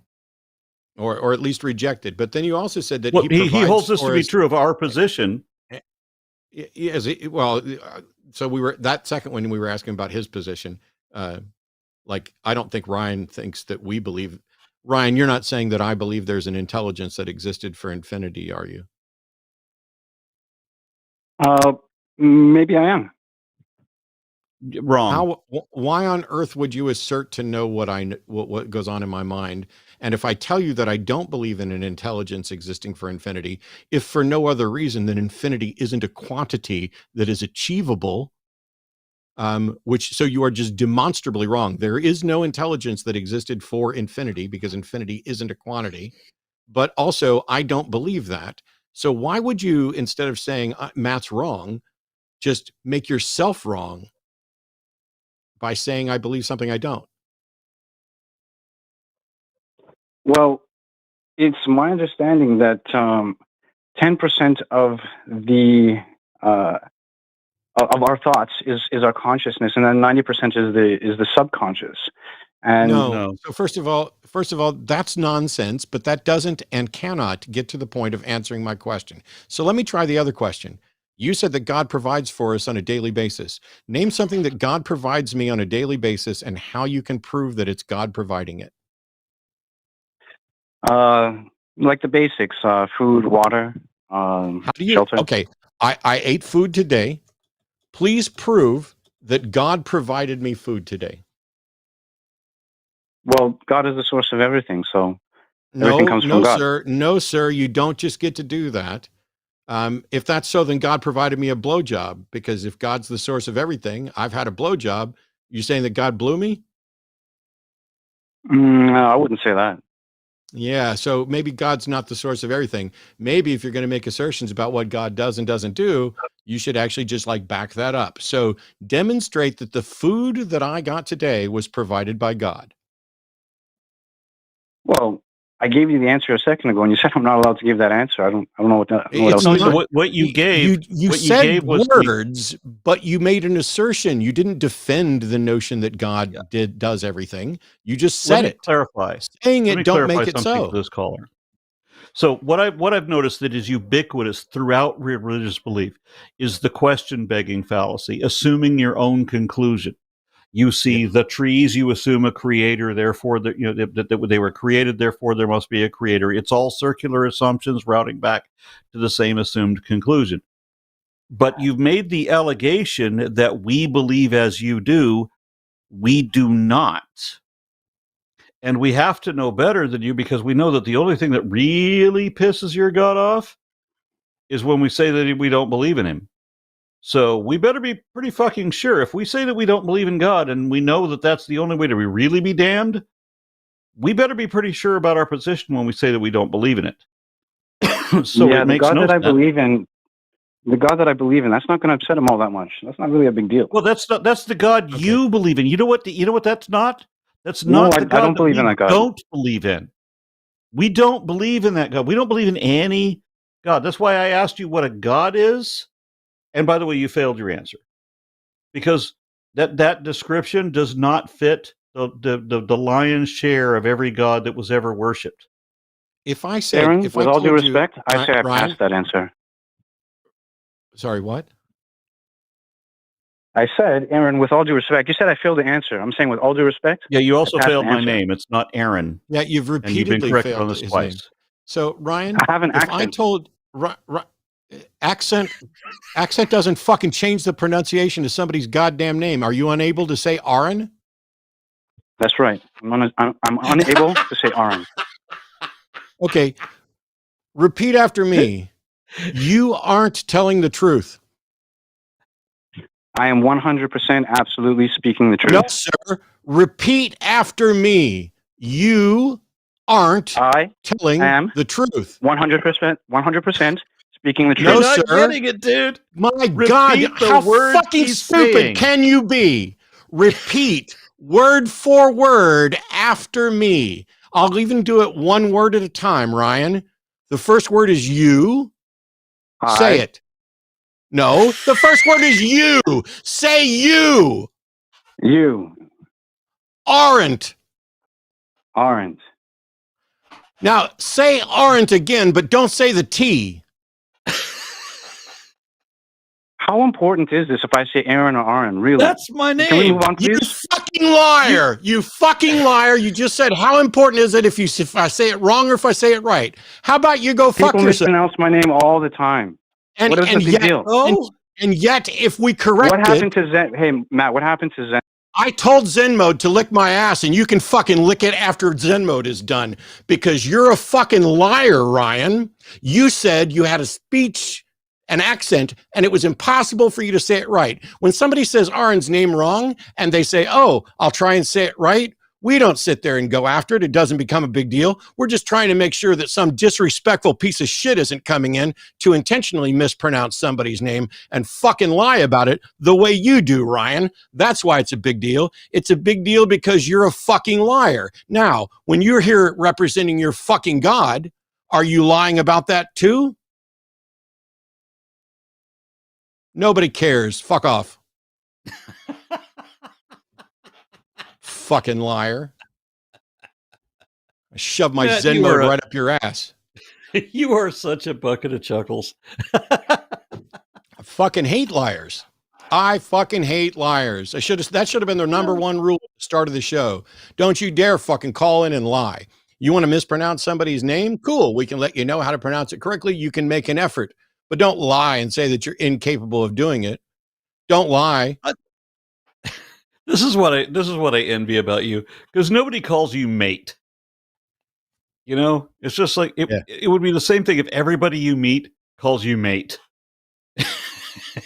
and you get tired of correcting them. It reminds me of an old magic joke. I forget. I'm not going to be able to credit it, but there's a magician who, when he's doing like cut and restored rope, will say, "Can you hand me those skizzers?" And then they say, "You know why I say skizzers? It's because I can't say scissors." That's a good joke. When Ryan does it, it's just a fucking lie. So, yep. We have one more call. I'm no longer optimistic at all, and that's unfortunate. But how is your Zen? Oh, my Zen's long gone now. The number of trolls and liars and dishonest arguers, all I ever want is somebody to actually just present a good reason and to argue honestly, so that when I ask a question and I ask for clarification, I get clarification. And I'm not just doing this for my benefit. There are thousands of people watching this right now, and there are tens of thousands that will watch over the next few days. If they're only watching because they want to see somebody call in and say something stupid and then have me yell at them for wasting everybody's fucking time and being stupid, I can do that show. That is never the show that I'm seeking to do. It's not the show that I'd like to do, but it's the show some of these fucking dipshit callers deserve. If we could take a moment for that, I want to share my exasperation with that. I have infinite patience for people who are sincere, if they've been misguided, if they were uninformed, whatever. But you can tell when they're sincere, because they do things like ask questions, and they're not gotcha questions. You can tell the sincere questions where they'll actually accept the answers, which may include corrections in their own presuppositions, right? But that's what I'm looking for. I'm looking for the sincerity. Yeah. And what I get is people who... No, go ahead. No, you please. I'm just saying, you can tell when somebody's being sincere. You can tell when somebody's actually listening instead of just waiting for their turn to speak. You can tell, like I can tell that the other jackass that wanted to do the Bayesian analysis was going on and off mute and was probably recording. He's probably wanting to try to fucking dunk on people. You can tell I'm literally sitting here for every call, typing notes at a frantic pace and desperately trying to make sure that I understand and am accurately representing what the call says. That's why in the first call, over and over and over again, because a long distance call with a thicker accent that I'm not used to listening to, that is not shaming anybody. His English is way better than my any other fucking language on the planet. But if it's not clear, then we need to ask for clarification. I will sit here and take notes on it. I will sit here and map out the argument because I genuinely want to be able to address the actual argument. I can't even ask a question and have them get that right. If you're not going to put in, you know, regarding the guy from Dubai, I generally can hear through accents with a little bit more acuity than I think most Americans can. But he, after being asked twice for clarification, he sped up his speaking to the point that I couldn't understand him either. Yeah, So it's wild. But I will say that in the last call, apart from Ryan lying about whether or not he could actually pronounce somebody's name, and him just being an inconsiderate prick about not knowing why it matters if you pronounce somebody's name correctly, Ryan. The other issue here was Ryan just kept making assertions about what we believed and everything else. Well, if what you're going to say is that God provides for us on a daily basis, and your proof of that is the example of something God provides me is food, and your proof of that is that that's just the way it is. You just say that. Where's the evidence? If I were to say to you, my friend Joe provides you food every day, and you're like, prove Joe provides me food every day. And I just said, that's just what I believe, man. Well, there's an awful lot of children in Africa that have starved rather famously because God failed to provide them food. Yeah. Kind of like Santa Claus only provides toys to rich kids. Yeah. Yeah, the kids living on the street, they don't get that much from Santa. But let's see what we do here. My apologies if I mispronounce this name. We got a caller from the UK. Is it Manasvi? Hello, can you hear me? Can you hear me? Yeah. Would you tell me how to pronounce your name? Because pronunciation, Manasvi. Yeah, you did it. You did a great job. Don't worry. I'm not. Like my parents are from India, but I was born and raised in the UK, so people pronounce it in all kinds of different ways. There's no problem. Yeah, you can even call me Mike. Some of my friends call me Mike. I think with Manasvi because I'm good. I like it. It says you have a deductive argument. Disrespectful. Yeah, you don't want to pronounce somebody's name wrong after ripping into somebody for pronouncing somebody. So, no problem. Honestly, but it says you have a from the UK. deductive argument for the existence. If you feel like it, I don't care what you call me. But it says you have a deductive argument for the existence of God. So let's get into it. Yeah. So Matt, just from the get-go, I have a lot of respect for you, and I'm not coming from a traditional kind of theistic perspective. Okay, I'm coming kind of from a I just need the argument. Sure. Okay. So and you live in the north of England, right? I live in the north of England. Yep, in Yorkshire. Yeah. Yep. It's going to be difficult. I hope you understand me. Okay. So premise one: if cosmic justice exists, then a cosmic judge exists. That's premise one. Premise two: cosmic justice does exist. Premise three: therefore a cosmic judge exists. Okay, hold on a second. Wait. This is weird for a theistic argument. I readily and immediately accepted your first premise, no question about it. I just took your first premise and say, yes, I'll take that. Your second premise, however, and that's never happened. I've never accepted a theist's first premise right away, but I did yours. I took yours right away. The second one, absolutely not. But I get that, so I need to prove that. That's extra work. Yeah, but go on, sorry, Aaron. I can't pronounce your name already. Aron, Mr. Ra. But you said premise 3. I think you meant the conclusion is therefore a cosmic judge exists. Yeah, sorry, that's what I meant. Yeah, premise 1, premise 2. Absolutely. Thank you for correcting me. I'm just make sure it's clear. So, unlike Aron, I'm not sure that I necessarily accept premise 1. Define judge. Okay, so just think of a judge in America or in my country, and just think of them as making, it could still be subjective morality. Okay, it may be that we don't agree with the judge's rulings, but they're making judgments for human beings. For human beings. According to a standard. It could be a legal standard or a moral standard, but according to a standard. I don't accept the first premise. Okay. Because if cosmic justice exists, I need to know exactly what we mean by cosmic justice, because I would think that it's possible for someone to perceive there to be cosmic justice, Sure. even if cosmic justice doesn't exist. So are we saying if cosmic justice actually exists, or if the perception of cosmic justice exists? If it actually exists. Okay. I think it does. I think we've got reasonable grounds. Then justice would be somebody gets what they deserve.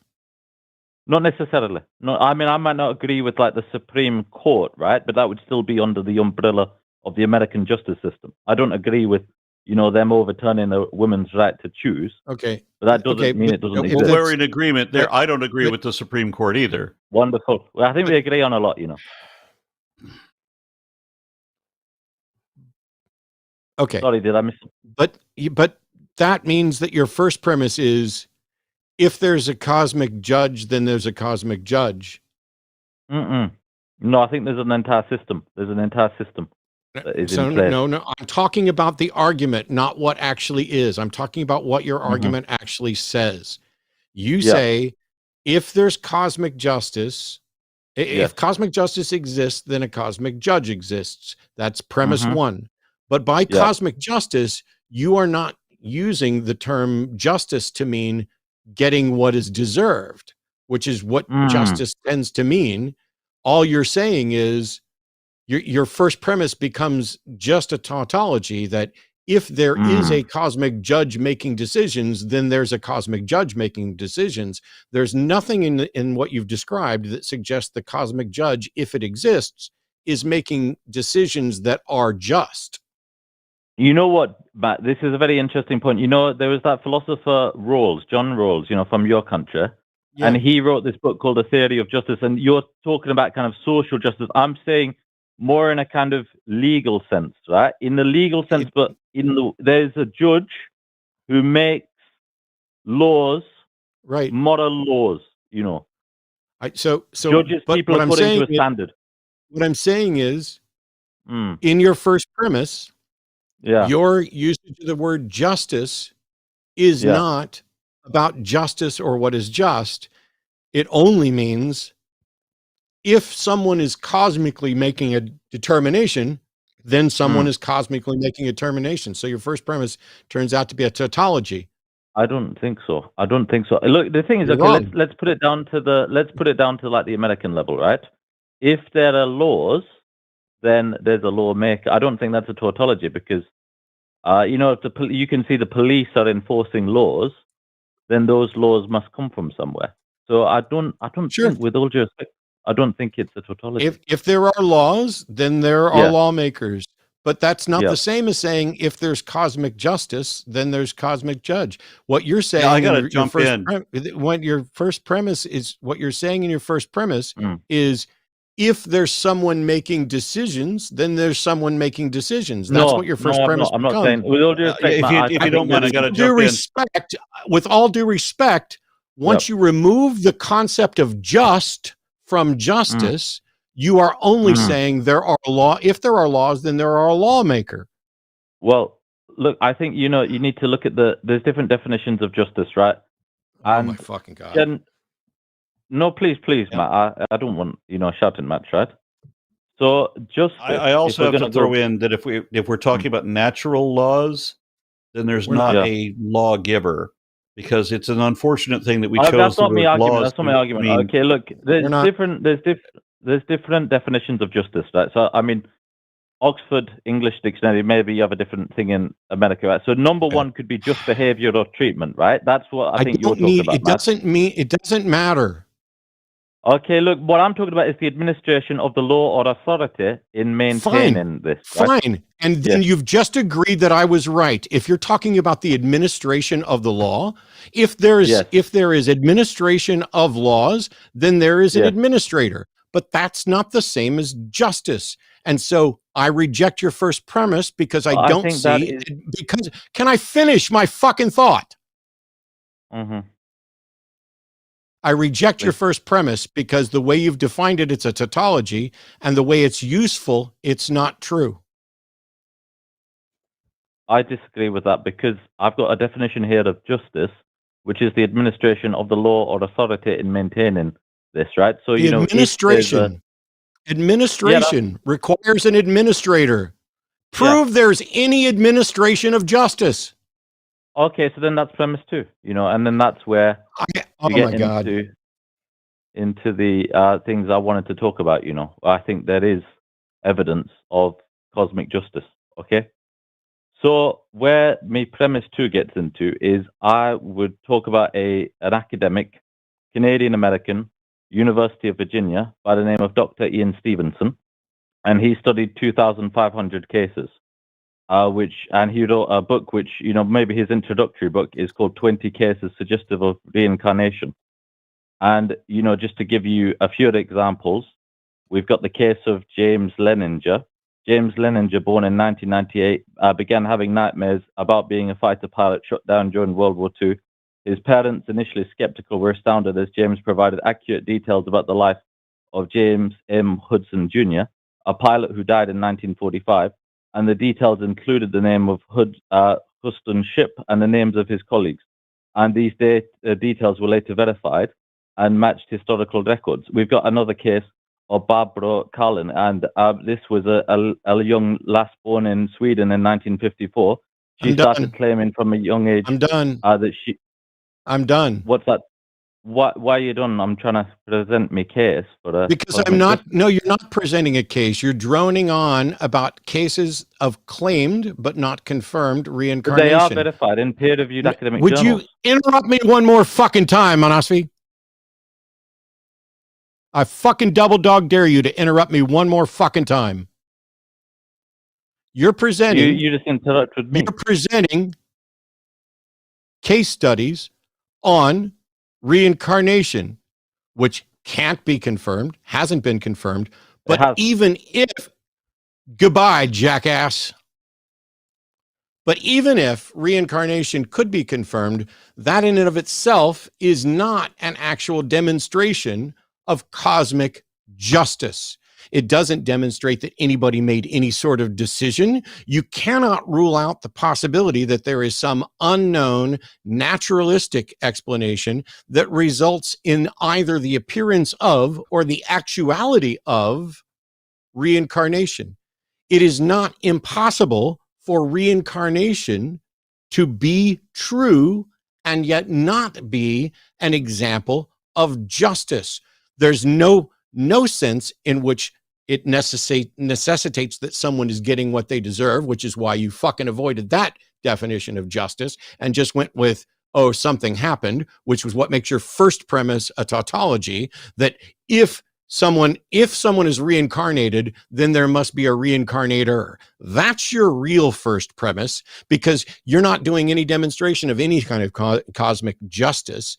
The premise 2 that you tried to defend of cosmic justice is just you think there's compelling cases for reincarnation. And that would make your first premise, if someone is reincarnated, then there's a reincarnator, which is not true. You can't demonstrate that there needs to be an agent who's making a decision about how to reincarnate people.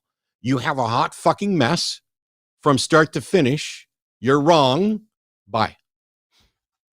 I would also like to throw in, if I haven't muted myself, okay, good. I would also like to throw in that I am keen to hear. I'd like to see the list of links for what you consider to be verified instances of reincarnation. It has invariably been the case that whenever let's call it for the moment woolly thinkers, when they claim things that have been verified in science, and you get to see the original source material, it is either not actually peer-reviewed or it doesn't actually imply what they say it does. So I would love to see these studies. Email me. I'm hesitant to give my channel name at Gmail. Couldn't be any easier. Send me your peer-reviewed studies for reincarnation. I will probably not bother to read it myself, but I will defer it to experts in the matter, and then we'll have a discussion about it. And if there's any validity to it, I'd so be keen to find that out. I would love it too. The problem there is that some people don't seem to understand that I'm not going to turn this show into someone reading off all of the instances that none of us have in the middle of the show the ability to go out and look at and investigate of what they find to be compelling arguments for reincarnation, or compelling cases that they think are reincarnation, that you're never going to be allowed to just read all that off on the show, because we need to be able to investigate to find out, is that reasonable? But we don't need to. And the reason we don't need to is I could grant you, Manasvi, I could grant you that every single claimed reincarnation is in fact a reincarnation. I could grant that every single claimed reincarnation is in fact reincarnation. And that doesn't do anything to demonstrate whether or not there's any sort of agent governing the process of reincarnation. So what you have to do first is not, hey, there may be a good reason to believe in reincarnation. Okay, that's cool. But that's not an argument for a reincarnator. And this is the reason why you fiddled on the notion of cosmic justice, because what you're actually suggesting is that, oh, because we have good reason to believe there's reincarnation, which we don't, but if we had good reason to believe there's reincarnation, that must mean that this is people getting what they deserve. Oh, no, we don't want to say that. We don't want to say it's something that they deserve. We just want to say that it happens. But I want to assert that there's a happener, a governor, a decider who determines how and when you're going to be reincarnated. It doesn't necessarily mean that it's just, but I'm going to use cosmic justice because it's kind of like the justice system. So your first premise, as I fucking said, becomes, if there's someone judging your reincarnation, then there's someone judging your reincarnation, which makes it a tautology. Your second premise is there's someone judging your reincarnation. And then the conclusion is, therefore, there's someone judging your reincarnation. Because even if reincarnation occurs, nothing about it occurring necessitates a mind deciding how or when or where it occurs. You have no way to rule out some sort of naturalistic explanation for the thing that you can't even fucking prove happens. This is a really important point to bring up. I mean, I can't speak for Matt, but I mean, I certainly speak for myself. I would love for reincarnation to have been a thing. Would have been cool. I believed in reincarnation once upon a time. I so preferred that over the notion of heaven. I want there to be truth to that.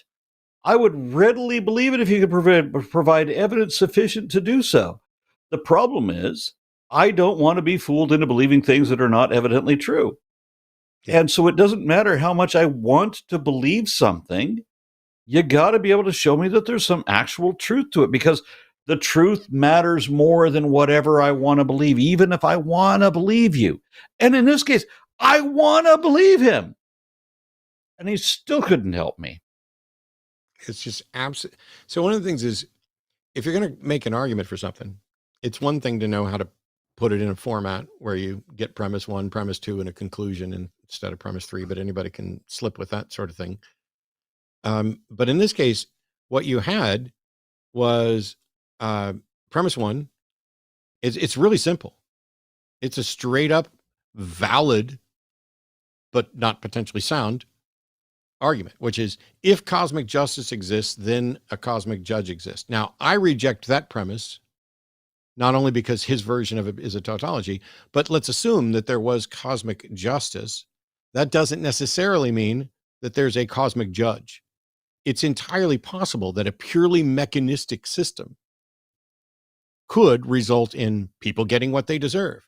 You know, we see this all the time with, you know, the law of attraction and things like that, that if you think about this or wish for this or whatever else, that the universe will just make it happen. But not that there's a thinking agent that's making it happen. So there's not a judge. You could have justice without a judge. You could have justice without a lone judge. You could have justice by committee. You could have justice where everybody participates in it. And then are you saying that everybody is the judge? And so why talk about cosmic justice if what you really want to talk about is reincarnation? Because the real story of this is I think people are reincarnated, and I think there's somebody that's deciding.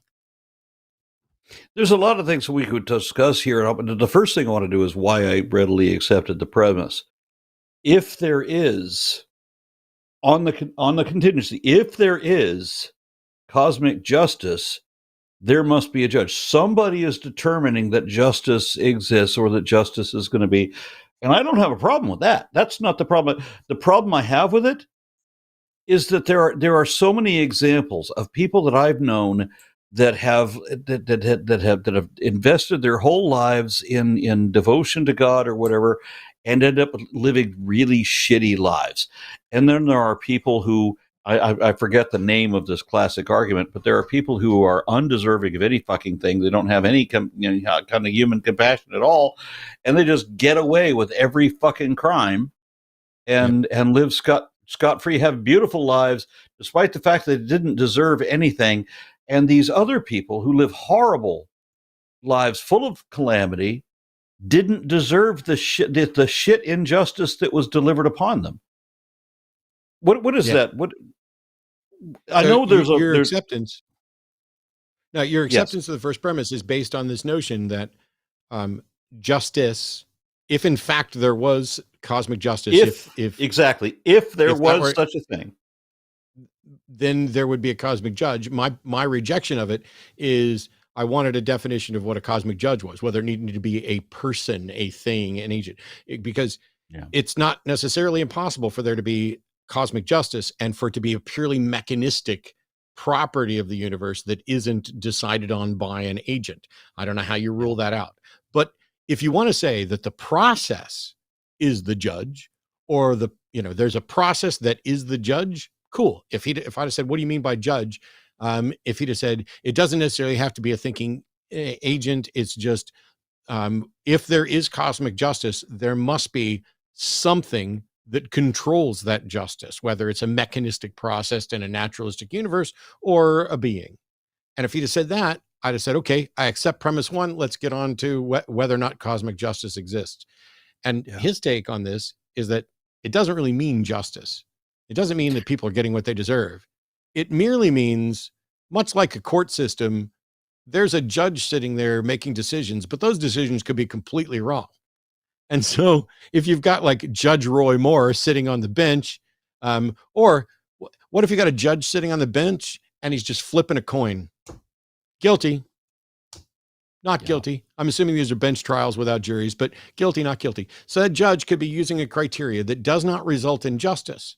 And if it doesn't result in justice, then what we're saying is not if justice exists, then there is a judge, but if judgment exists, then there is a judge.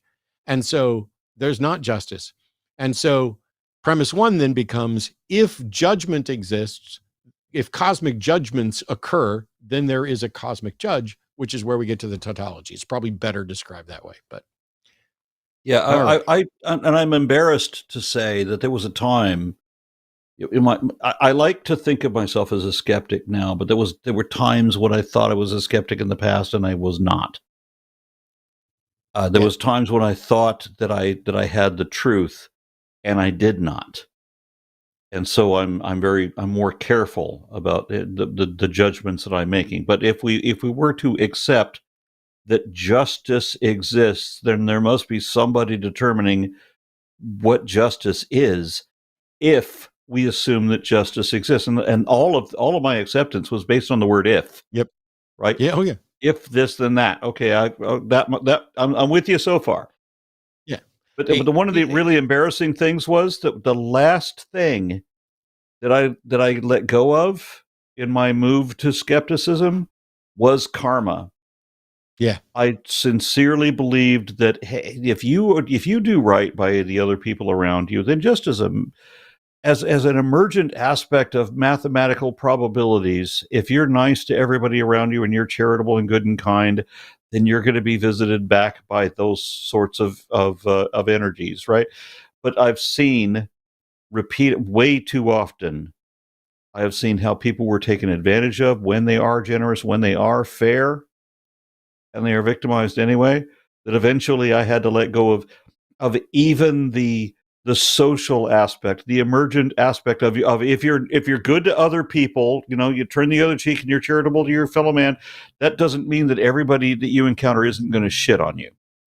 Yep. Yeah. So yeah, Aron rightly wanted to go immediately to premise 2. There is cosmic justice because, which by the way, I also reject. I don't think for a second there's any reasonable definition of cosmic justice that could to be said to actually exist. As far as I can tell, the only justice that occurs in the entire universe is at our discretion. We are the only ones that I'm aware of who can actually take steps to even seek justice, and we are not good at it, nor are we always going to be able to do it. People, even when we're trying our best to make sure that people get what they deserve, people still don't get what they deserve. Some people get more than they deserve. Some people get less than they deserve, even when we're doing our best.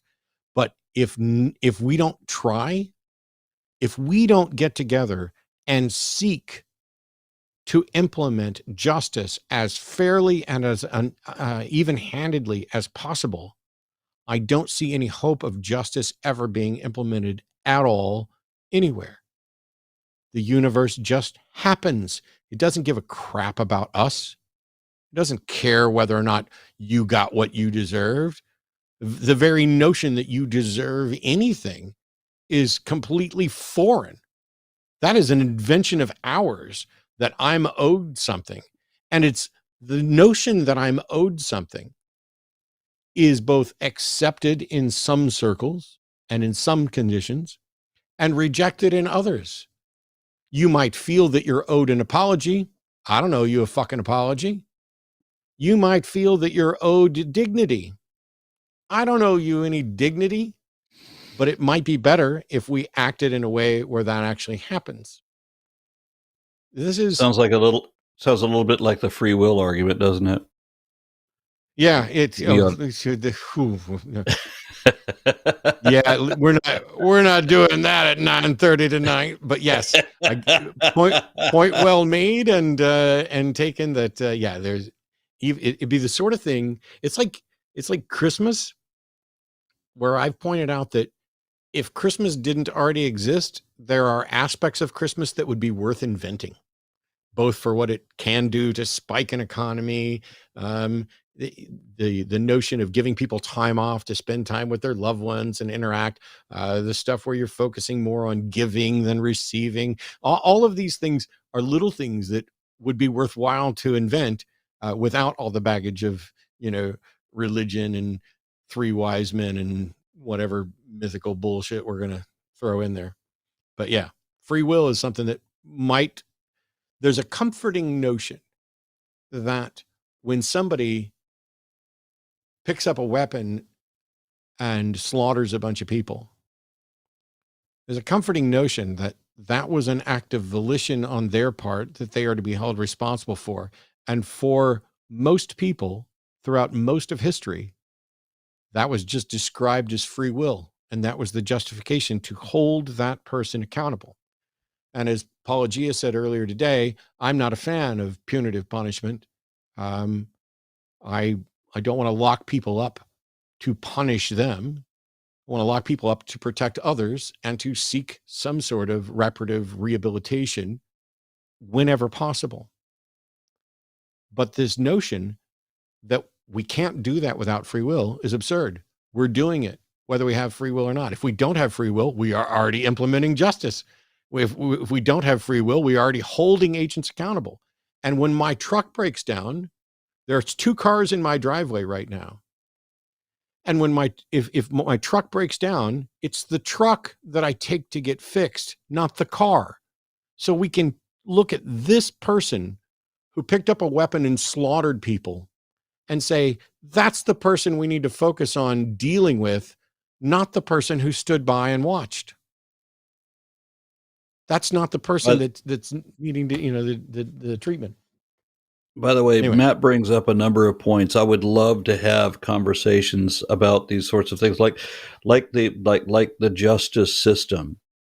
I would love to have to assemble a panel to talk about what is the most effective way to punish or to deal with criminals, various types, whether it's white collar crime, violent crime, whatever, because there is an awful lot wrong with our country, and somebody's got the right fucking answers. Somebody must. Oh, see, there's your problem. It may be that nobody has the right answer. I don't think it's a necessity that somebody's got the right answer. I will say that if you're convicted of 34 felonies, I think you should go to jail. Yeah. But on that note, let me remind everybody what all is going on here on the line this week, because we're about to wrap up Sunday show after dark. Tomorrow, Monday, Skeptalk, 6 p.m., John Gleason and Dr. Aron Adair. And Tuesday at 6 p.m. is Chewed Gum with Arden Hart and Stacy. On Wednesday, I'm doing the Hang Up. Mandisa Thomas, thank you, is coming down to join me for the Hang Up. We'll talk a lot about what's going on, and I'm sure we will get into Black non-believers one of these days, in much the same way that I've had trans folks on my show where we don't talk about trans issues. And I love doing that because, like, when Ben comes on or when Arden comes on, I don't want them to be the token trans person, and I don't want them to, they get the trans stuff all the time, all the questions everywhere. I wanted them to address something else beyond who they are. I would love to be able to do an episode, maybe we can do it this weekend, where we don't ask the silly questions of, why do we need a special group for Black non-believers? I don't understand, which we've answered over and over and over again. Maybe, while it's important for us to promote Black non-believers and these organizations, I know we're going to have to explain to people why it is. But I'd love to have Mandisa on just as a wonderful, outspoken activist, and not the Black activist, not the Black woman activist. Unfortunately, it's the nature of the reality where we're in that we're going to end up answering some of those kind of pedestrian questions over and over again.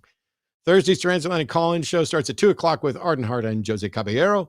And next Sunday, I'm going to be on the main Sunday show at 2 p.m. Central, unless that's changed, but we're going to go with 2 p.m. along with Eric from Skeptics and Scoundrels. And Aron, you'll be back on the After Dark show with John Gleason. Outstanding. Outstanding in my field. That's what they called me when I was a farmer. On that note, huge thank you to our call screener tonight, to Arden Hart, who, by the way, everybody, Arden's feeling a little under the weather. It hit her real quick. We're hoping that it's just a mild cold. She produced both shows today, which is why I wasn't going to go for another hour and keep her up.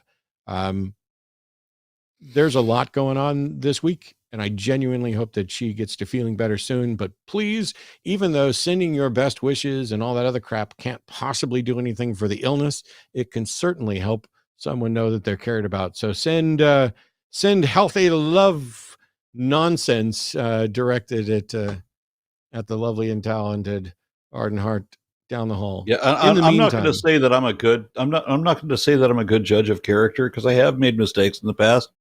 But it's funny how when I met Arden, I just immediately loved her. How do you not? I completely know. By the way, in addition to the number of different ways that you can support this show, you need to you can subscribe, you can share this with other people, you can become a member here. You can also go to patreon.com/calltheline to support there. You can go to linemerch.com to get your various line merch. In addition to all of those efforts, Aron and I each have our own Patreon as well. Mine's not quite as old as Aron, because it took him to convince me that I needed to do it before I actually got off my dead ass and did it. But if you go to patreon.com/atheist debates, you can, for as little as $1, get advanced stuff to all of the videos that I produce. I produce 4 of them a month, and I would greatly appreciate it. I'm getting ready to undercut myself. But you can just go and subscribe to my YouTube channel, where you will get to see it all or almost all of it eventually anyway. And my YouTube channel, Aron, you ready? You ready? You remember when we were sitting down? Oh, wait, you need to give people your Patreon real quick, and then I will tell this last Yes, story. and this is a big deal for me because I've been doing this for a while. I've been 10 years at this now. I've been a decade at this to being my full-time job. However, the funny thing is that things keep costing more and I keep earning less. So I need all the help I can get, please. Patreon.com/ARONRA. This is my full-time gig. This is my primary means of sustenance. And I do everything. I don't want to be accused ever of being a lazy activist. I want to be the hardest working activist and I do everything I can to that end. So please support me if you can. So without giving any numbers, Aron and I were at dinner with our wives and a couple friends at a reptile expo. And I was mentioning that I'm an idiot, that my my personal YouTube channel has 190,000 subscribers right now, something like that, which is more than the line. And I've never made a penny from it. Until yesterday, I've never made a penny off of my YouTube channel. It's been monetized for a little while, but early on when I would get notifications, it would be like, oh, you earned $22 this month. And I just, it's like, oh, well, it's not worth it for me to do all the paperwork and all the other stuff to get $22. I mean, I'd take it, but well, it turns out the channel was actually earning decent money. And I've now made a penny and quite more than a penny. Not only is my channel monetized, but the bank information has been confirmed. And I should be getting my first actual check from YouTube. I'm hoping tomorrow. But if not, it'll be a month out. And I think it's going to be the 21st. Okay, yeah.